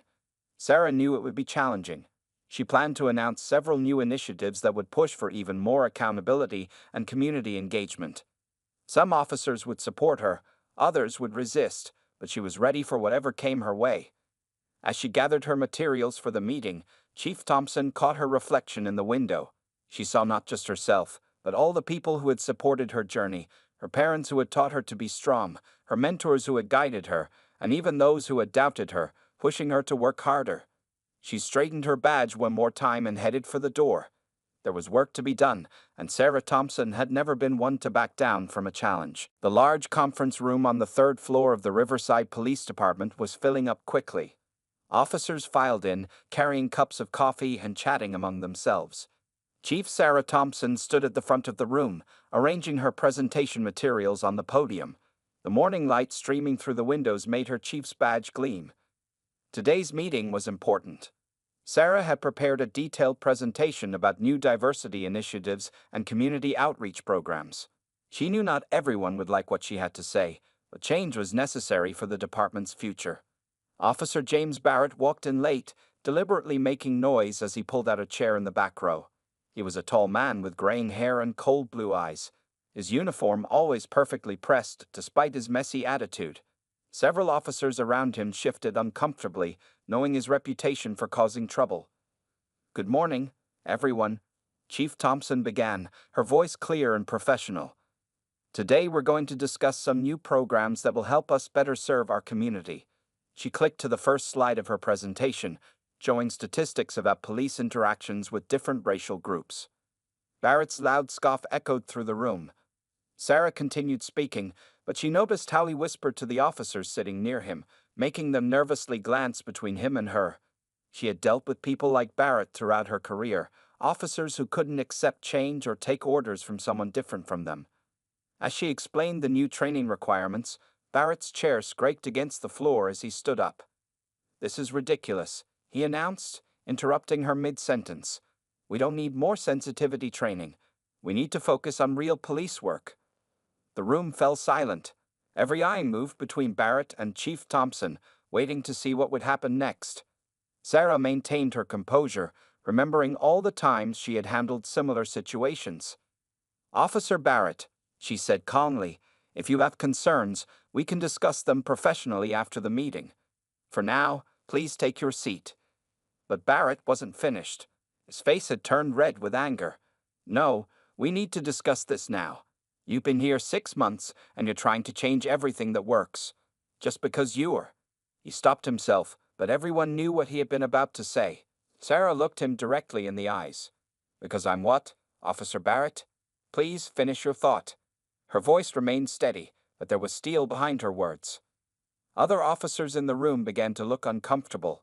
Sergeant Miller, a veteran officer who had worked with Sarah for years, spoke up. "James, sit down. You're out of line." Barrett ignored him. "Because you're not qualified for this position," he spat out. "Everyone knows you only got this job because of what you are, not who you are." A collective gasp went through the room. Captain Rodriguez started to stand up, but Chief Thompson raised her hand slightly, signaling him to wait. "Officer Barrett," she said, her voice now carrying the full weight of her authority, "this meeting is about making our department better at protecting and serving everyone in our community. If you can't participate professionally, you're dismissed." "You can't dismiss me," Barrett shouted, his fists clenched at his sides. "I've been here for 15 years. I've earned my place." "And I've been in law enforcement for 20 years, Sarah replied evenly. "I've earned my place too, Officer Barrett. Every step of the way. Now, for the last time, either sit down or leave the room." The tension in the air was thick enough to cut with a knife. Several officers had their hands near their phones, ready to record if things got worse. Barrett stood there, breathing heavily, his face getting redder by the second. Finally, he turned and stormed toward the door, knocking over his chair in the process. As he reached the doorway, he turned back. "This isn't over," he growled, loud enough for everyone to hear. Chief Thompson waited until he left, then calmly adjusted her papers. "Now, let's continue with the presentation. As I was saying, our new community engagement initiatives will focus on building trust and understanding." The meeting continued, but everyone could feel that something had changed. The line had been drawn, and Barrett had chosen his side. As Sarah moved through her slides, she could see officers whispering to each other, some nodding in agreement with her points, others looking worried about what would happen next. What no one knew was that Barrett hadn't gone far. He was waiting in the hallway, his anger building with each passing minute. The department meeting ended at exactly 10:30 a.m. As officers began filing out of the conference room, Chief Sarah Thompson gathered her presentation materials, taking her time to organize everything properly. She had noticed the tension in the room after Barrett's outburst and wanted to give everyone space to leave before she stepped into the hallway. Captain Rodriguez approached her podium, concern visible on his face. "Chief, would you like me to walk with you to your office?" Barrett didn't look right when he left. Sarah shook her head, giving him a reassuring smile. "Thank you, Captain, but I can handle myself. I dealt with officers like him before." She tucked her laptop under her arm, straightened her uniform, and headed for the door. The hallway seemed quieter than usual. The normal chatter and movement of a busy police station felt muted, as if everyone was holding their breath.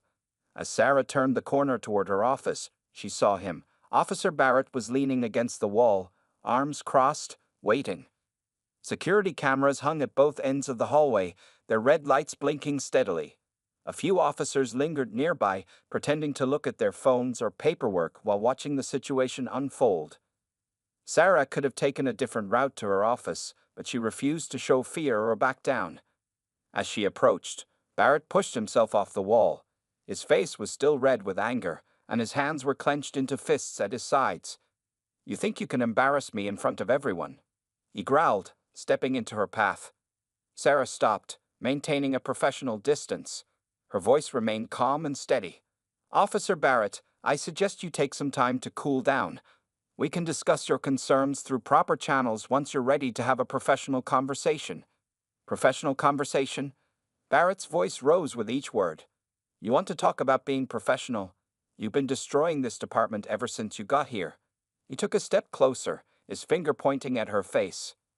Two younger officers who had been standing nearby began to move forward, but Sarah raised her hand slightly, signaling them to stay back. She needed to handle this situation carefully. Any wrong move could make things worse. Every single change you've made has been about race or diversity, Barrett continued, his voice echoing down the hallway. What about real police work? What about the way things used to be? Sarah met his angry gaze with a steady look. The way things used to be wasn't working for everyone, Officer Barrett. Our job is to protect and serve the entire community, not just parts of it. Community? Barrett spat the word out like it was poison. You don't know anything about this community. I was patrolling these streets while you were still in school. More officers had gathered at both ends of the hallway now, drawn by Barrett's shouting. Sarah could see Sergeant Miller on his radio, probably calling for backup. The security cameras continued their silent watch, recording everything. You're right about one thing, Sarah replied, her voice firm but controlled. I was in school, studying criminal justice, learning about modern policing techniques, preparing to serve my community. And I'd spent 20 years putting that knowledge to work, earning every promotion through hard work and dedication. Barrett's face twisted with rage. Don't you dare lecture me about dedication. You got this job because you're a... Choose your next words very carefully, Officer Barrett, Sarah interrupted, her tone carrying a warning. You're already facing disciplinary action for your behavior in the meeting. Don't make things worse for yourself. The hallway had gone completely silent. Everyone watched as Barrett stepped even closer to Chief Thompson, invading her personal space. His breath came in angry huffs, and sweat beaded on his forehead. You think you can threaten me? He snarled, his voice dropping to a dangerous whisper. You think your fancy title makes you better than me? I got friends in the department, friends in the union. You can't touch me. Sarah stood her ground, neither backing away nor showing any sign of intimidation. Step back, Officer Barrett. This is your final warning. Instead of stepping back, Barrett moved even closer. His next words came out in a hate-filled hiss. You don't belong here. You never will, and I'm going to make sure everyone knows it. The tension in the hallway had reached a breaking point. Everyone could sense that something was about to happen, but no one could have predicted just how far Barrett was willing to go. Time seemed to slow down in that crowded hallway of the Riverside Police Department. The fluorescent lights hummed overhead, and the security cameras continued their silent recording. Officer Barrett's face had turned an even darker shade of red, his body trembling with rage as he towered over Chief Sarah Thompson. Sarah could smell the coffee on Barrett's breath as he leaned in closer. Her years of training told her to be ready for anything. She noticed how his right hand was twitching, how his shoulders were tensing up. Around them, other officers watched with growing concern, many reaching for their phones to record what was happening. I said step back, Officer Barrett, Sarah repeated, her voice steady and authoritative. She kept her hands visible at her sides, maintaining her professional composure even as the situation grew more dangerous. Barrett's eyes darted around the hallway, taking in all the witnesses. His mouth twisted into an ugly sneer. Or what? You'll add me to your list of problem officers? You think you can change everything just because they gave you that badge? This isn't about change anymore, Barrett, Sarah replied calmly. This is about your inability to follow basic orders from a superior officer. Something snapped in Barrett's eyes. Later, witnesses would describe it as the moment a dam broke. His face contorted with pure hatred, and before anyone could react, he did the unthinkable. His right hand shot up in a swift, violent motion, and with all his pent-up rage, he slapped Chief Thompson hard across the face. The sound echoed through the hallway like a gunshot. Several officers gasped. Someone shouted no. The slap was so forceful it turned Sarah's head to the side, her carefully styled hair coming slightly loose. For a split second, absolute silence fell over the hallway. Barrett stood there, his hands still raised, a look of shock spreading across his face as if he couldn't believe what he had just done. It was as if he thought his badge would somehow protect him from the consequences of assaulting the chief of police. Sarah slowly turned her head back to face him, her cheeks stunned from the impact, but her eyes were clear and focused. She hadn't moved from her spot, hadn't stumbled, hadn't shown any fear. Instead, a calm determination settled over her features.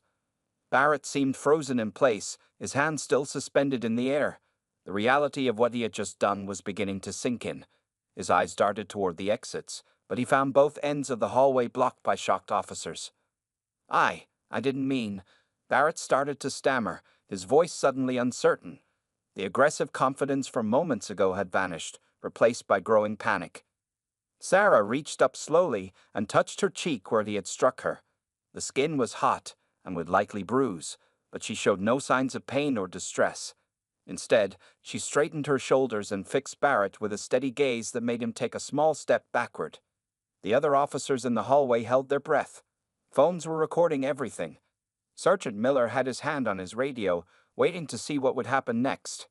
Captain Rodriguez had moved closer, ready to intervene if needed. Barrett's confidence continued to crumble as he looked around at his colleagues' faces. Where he might have expected to find support, he saw only shock and disgust. The weight of his actions was finally hitting him, and beads of sweat began forming on his forehead. You pushed me to this," he tried to justify, his voice weak and uncertain. "You kept pushing and pushing with all these changes." Sarah remained absolutely still, her eyes locked on Barrett. When she finally spoke, her voice was clear and carried throughout the entire hallway. "Officer James Barrett." Barrett flinched at the sound of his full name. The authority in her voice made him instinctively stand straighter, years of police training kicking in despite his panic. The security cameras continued their silent recording as Chief Thompson prepared to speak again. In that moment, everyone present knew they were about to witness something they would never forget. Chief Sarah Thompson's voice cut through the tense silence of the hallway like a steel blade. "Officer James Barrett, you are under arrest for assaulting a police officer." Her words were measured and clear, each one striking Barrett like a physical blow. The color drained from Barrett's face. His mouth opened and closed, but no words came out. He stood there, frozen, as the reality of his situation crashed down around him. This wasn't how things were supposed to go in his mind. He had expected her to cry, to run away, to show weakness. Anything but this calm, professional response.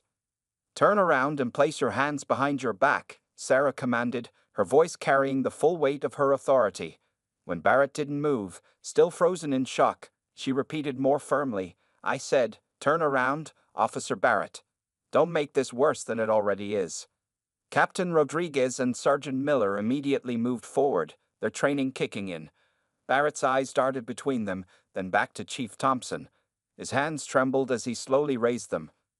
You can't do this," he stammered, but his voice had lost all its previous aggression. "I'm a decorated officer. I have rights." "Yes, you do have rights," Sarah replied calmly, touching her cheek where he had struck her. "And I'll make sure they're read to you, just like any other person who assaults a police officer." She nodded to Rodriguez and Miller. "Take him into custody." The two officers moved in, their movements precise and professional. Barrett's legs seemed to give out slightly as they took hold of his arms. The same man who had been so threatening just moments ago now looked small and afraid.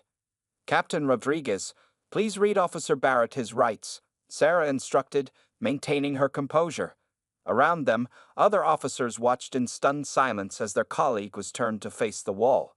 Some were still recording on their phones, documenting everything. "You have the right to remain silent," Rodriguez began, his voice steady as he secured the handcuffs around Barrett's wrists. "Anything you say can and will be used against you in a court of law." As Barrett's rights were being read, Sarah turned to address the gathered officers. "I want statements from everyone who witnessed this incident. Officer Chen, please retrieve the security camera footage immediately. Officer Williams, contact Internal Affairs. This will be handled by the book, with complete transparency." The hallway burst into activity. Officers who had been frozen in shock now moved with purpose, some heading to write their statements, others securing the area. Barrett stood against the wall, handcuffed, as the full impact of his actions began to sink in. "Chief," Sergeant Miller spoke up, "would you like to go to the hospital to have your injury documented?" Sarah touched her cheek again, noting the heat and swelling. "Yes, we'll do that. But first, I want to make sure everything here is handled properly." She turned to Barrett, who could barely meet her gaze. "Officer Barrett, you'll be processed just like any other suspect. Captain Rodriguez will escort you to booking." As Rodriguez began leading Barrett away, the former officer finally found his voice again. "My union rep. I want my union representative," he managed to say, his voice shaking. "You'll have the opportunity to contact your representative," Sarah assured him, maintaining her professional demeanor. Every step of this process will be by the book. You'll receive the same rights and treatment as any other person in custody. No more, no less. Barrett's shoulders slumped as he was led away. The other officers parted to make way, many shaking their heads in disbelief. In just a few minutes, Barrett had thrown away 15 years of service, all because he couldn't accept taking orders from a black woman. Sarah watched them disappear around the corner, then turned to address the remaining officers. "I know this is a difficult moment for our department," she began, her voice strong despite the visible mark on her face. "But this is exactly why we need the changes we discussed in today's meeting. What happened here isn't just about one officer losing control, it's about the culture that made him think he could get away with it." The officers listened intently, many nodding in agreement. In that moment, they weren't seeing just their chief. They were seeing a leader who had just turned a crisis into a powerful lesson about accountability and justice. News of Officer Barrett's arrest spread through the Riverside Police Department like wildfire. By early afternoon, every officer, dispatcher, and staff member knew what had happened in that third-floor hallway. The security camera footage had been secured. Witness statements were being collected, and the incident report was being carefully prepared. Chief Sarah Thompson sat in her office, holding an ice pack to her cheek as she spoke with internal affairs investigators. The bruise was starting to show, a visible reminder of the morning's events. On her desk, her phone wouldn't stop buzzing with messages from other police chiefs, city officials, and news reporters. "Walk us through it one more time, Chief," said Lieutenant Garcia from Internal Affairs, her pen ready to take notes. "We want to make sure we have every detail correct." Before Sarah could respond, there was a knock at her door. Officer Chen entered with a USB drive in his hand. "Chief, I have the security footage ready," he said, his face serious. "All camera angles, with clear audio. It's pretty damning evidence." Sarah nodded. "Thank you, Officer Chen. Please make 3 copies, one for Internal Affairs, one for the prosecutor's office, and one for our records." As Chen left, she turned back to Lieutenant Garcia. "Where were we?" Meanwhile, down in the department's break room, a group of officers gathered around Officer Rodriguez, who had just returned from processing Barrett's arrest. The room was buzzing with conversation. "I can't believe he actually hit her," said Officer Williams, shaking her head. "What was he thinking?" Rodriguez set down his coffee cup. "He wasn't thinking. That's the problem. 15 years on the force, thrown away in one moment of pure stupidity." Officer Miller, who had been quiet until now, spoke up. "You know what's really getting to me? All the times we saw him acting out before and didn't say anything. The comments he made, the way he treated people, we all just looked the other way." An uncomfortable silence fell over the room. Many officers shifted in their seats, remembering times they had witnessed Barrett's inappropriate behavior but stayed quiet. The guilt was visible on their faces. The silence was broken by Officer Jones, a veteran who had been with the department for 20 years. "Well, that stops today," he said firmly. "Chief Thompson's been trying to tell us this all along. We need to hold each other accountable." Back in the detective division, Detective Sarah Martinez was reviewing Barrett's personnel file. What she found was troubling. Multiple complaints about aggressive behavior, especially toward minorities and women, all either dismissed or buried in paperwork. She picked up her phone to call Chief Thompson. "Chief," Martinez said when Sarah answered, "I think you need to see this. Barrett's file, there's a pattern here that goes back years. And there are names of other officers who helped cover things up." Sarah's voice came through the phone, tired but determined. "Bring everything to my office, detective.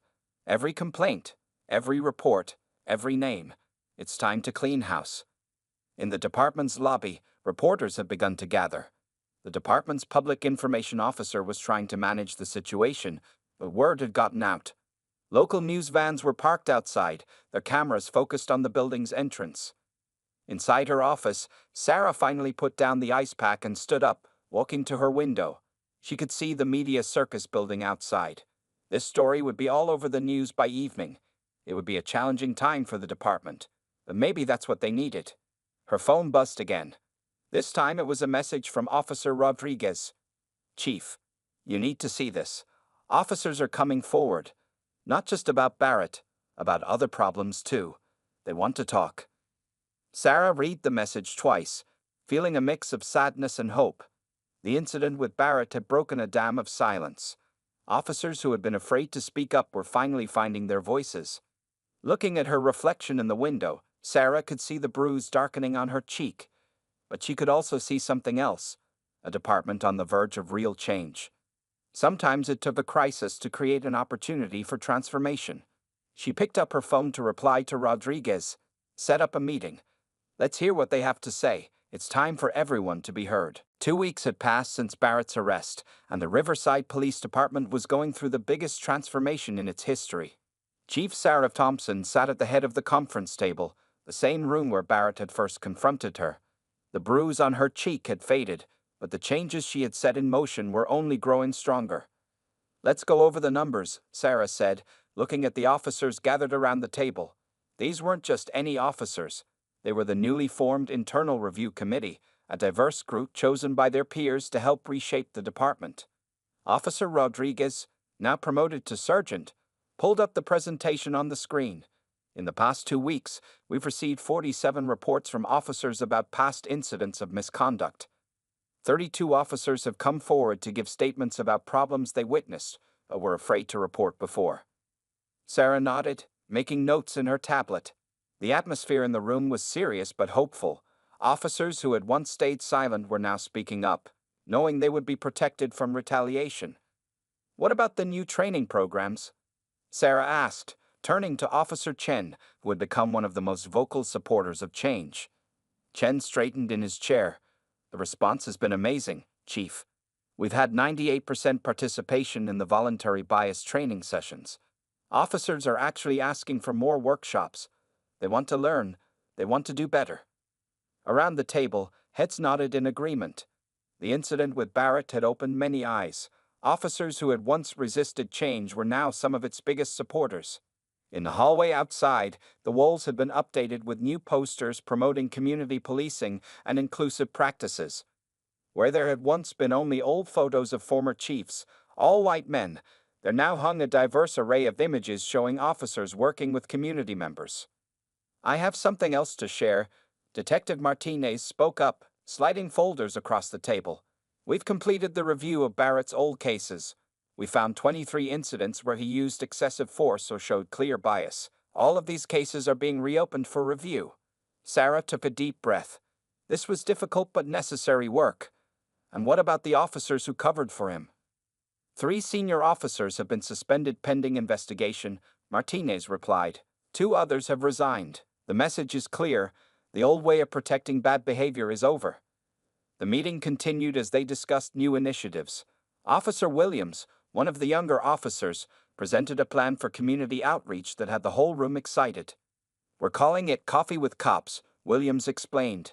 Regular meetings in different neighborhoods where community members can talk with officers in a relaxed setting.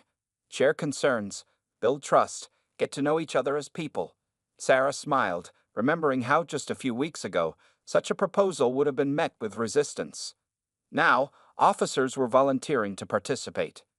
Later that afternoon, Sarah walked through the department, noting the changes. The break room, once a place where inappropriate jokes and comments went unchallenged, was now filled with officers having honest discussions about how to better serve their community. In the training room, a diverse group of officers was participating in a de-escalation workshop. Through the window, Sarah could see them practicing techniques, learning to handle difficult situations without force. Her phone buzzed with a message from the mayor. Community complaints down 40% since change is implemented. Keep up the good work, Chief. As she reached her office, Sarah passed the spot where Barrett had assaulted her. The memory was still fresh, but it no longer brought anger, only determination to continue the work of transformation. Inside her office, a stack of applications sat on her desk. Since the incident, there had been a surge of interest from diverse candidates wanting to join the force. People who had never considered a career in law enforcement were now seeing the department as a place where they could make a difference. Sarah picked up the top application, reading the personal statement. I want to be part of a police force that truly serves everyone in the community. Recent changes in the Riverside PD have shown me that real change is possible. Looking out her window at the city she served, Sarah felt a deep sense of pride. What Barrett had intended as an act of intimidation had instead become a catalyst for positive change. The department wasn't perfect yet, but they were moving in the right direction, one step at a time. 3 months after the incident, the Riverside County Courthouse was packed with spectators. Chief Sarah Thompson sat in the front row, her uniform crisp and perfect, watching as former Officer James Barrett stood before the judge. The security camera footage had been played during the trial, showing the assault from multiple angles. There was no room for doubt about what had happened that day. Barrett looked different now. His police uniform was replaced by a plain suit that seemed too big for him. His face, once red with anger, was now pale and tired. His lawyer stood beside him as the judge prepared to announce the verdict and sentence. "Will the defendant please rise?" the judge said, her voice firm and clear. Barrett stood slowly, his shoulders hunched. He couldn't bring himself to look at Chief Thompson or any of the other officers who had testified about his past behavior. "James Barrett," the judge began, looking directly at him, "this court has found you guilty of assaulting a police officer, a felony offense made more serious by the clear evidence that your actions were motivated by racial and gender bias." The courtroom was completely silent.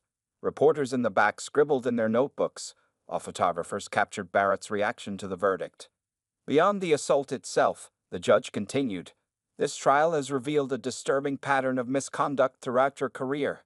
Your actions have not only harmed individuals but have damaged public trust in law enforcement." Sarah watched as Barrett's hands gripped the table in front of him. She thought about all the people he had heard over the years, all the complaints that had been ignored, all the officers who had been afraid to speak up. The judge shuffled her papers and delivered the sentence. "This court sentences you to 18 months in prison, followed by 3 years of supervised release. You are permanently banned from serving in any law enforcement capacity. Additionally, you will complete 500 hours of community service working with organizations that serve minority communities." As Barrett was led away by court officers, Sarah stood and walked out of the courtroom. Outside, reporters gathered around her, microphones extended. "Chief Thompson, how do you feel about the verdict?" one reporter asked. Sarah straightened her badge before responding. "Today isn't just about one person or one incident. It's about setting a standard. No one is above the law, especially those sworn to uphold it." Back at the police department that afternoon, Sarah called a meeting with all officers. The large conference room was filled to capacity, with officers standing along the walls. The mood was different from that day 3 months ago. There was a sense of unity and purpose that hadn't existed before. "The verdict today sends a clear message," Sarah began, looking around the room. "But the real victory isn't what happened in court. It's what's happening right here in our department." She clicked through slides showing the department's progress. Complaints against officers down by 60%. Community trust ratings up by 45%. Applications from minority candidates increased by 80%. The number of incidents resolved without force up by 70%. "These numbers tell a story," Sarah continued, "but the real story is in the changes I see every day. Officers intervening when they see something wrong. Community members stopping by to thank us for our service. Young people who once feared the police now asking how they can join the force." Officer Rodriguez raised his hand. "Chief, the community basketball program we started last month? We got 15 more officers who want to volunteer." Sarah smiled. This was the kind of change she had dreamed of when she first became chief. "That's excellent, Rodriguez. And how's the mentorship program going?" 32 officers paired with local high school students, Officer Chen reported proudly. "We got a waiting list of kids who want to join." As the meeting continued, Sarah thought about how far they'd come. Barrett's attack, meant to intimidate and destroy, had instead become the catalyst for real transformation. Later that evening, as Sarah prepared to leave her office, she paused to look at a new photo on her wall. It showed her officers at a recent community event, playing with local kids, talking with parents, building the trust that had been broken for so long. Her phone buzzed with a message from the mayor. "Just saw the news about Barrett's sentencing. But the real news is how you've transformed the department. You've shown everyone what real leadership looks like." Sarah picked up her jacket and turned off her office light. Tomorrow would bring new challenges, but now they faced them as a united department, committed to justice and equality for all. Barrett had tried to hold on to the past, but instead he had helped create a better future.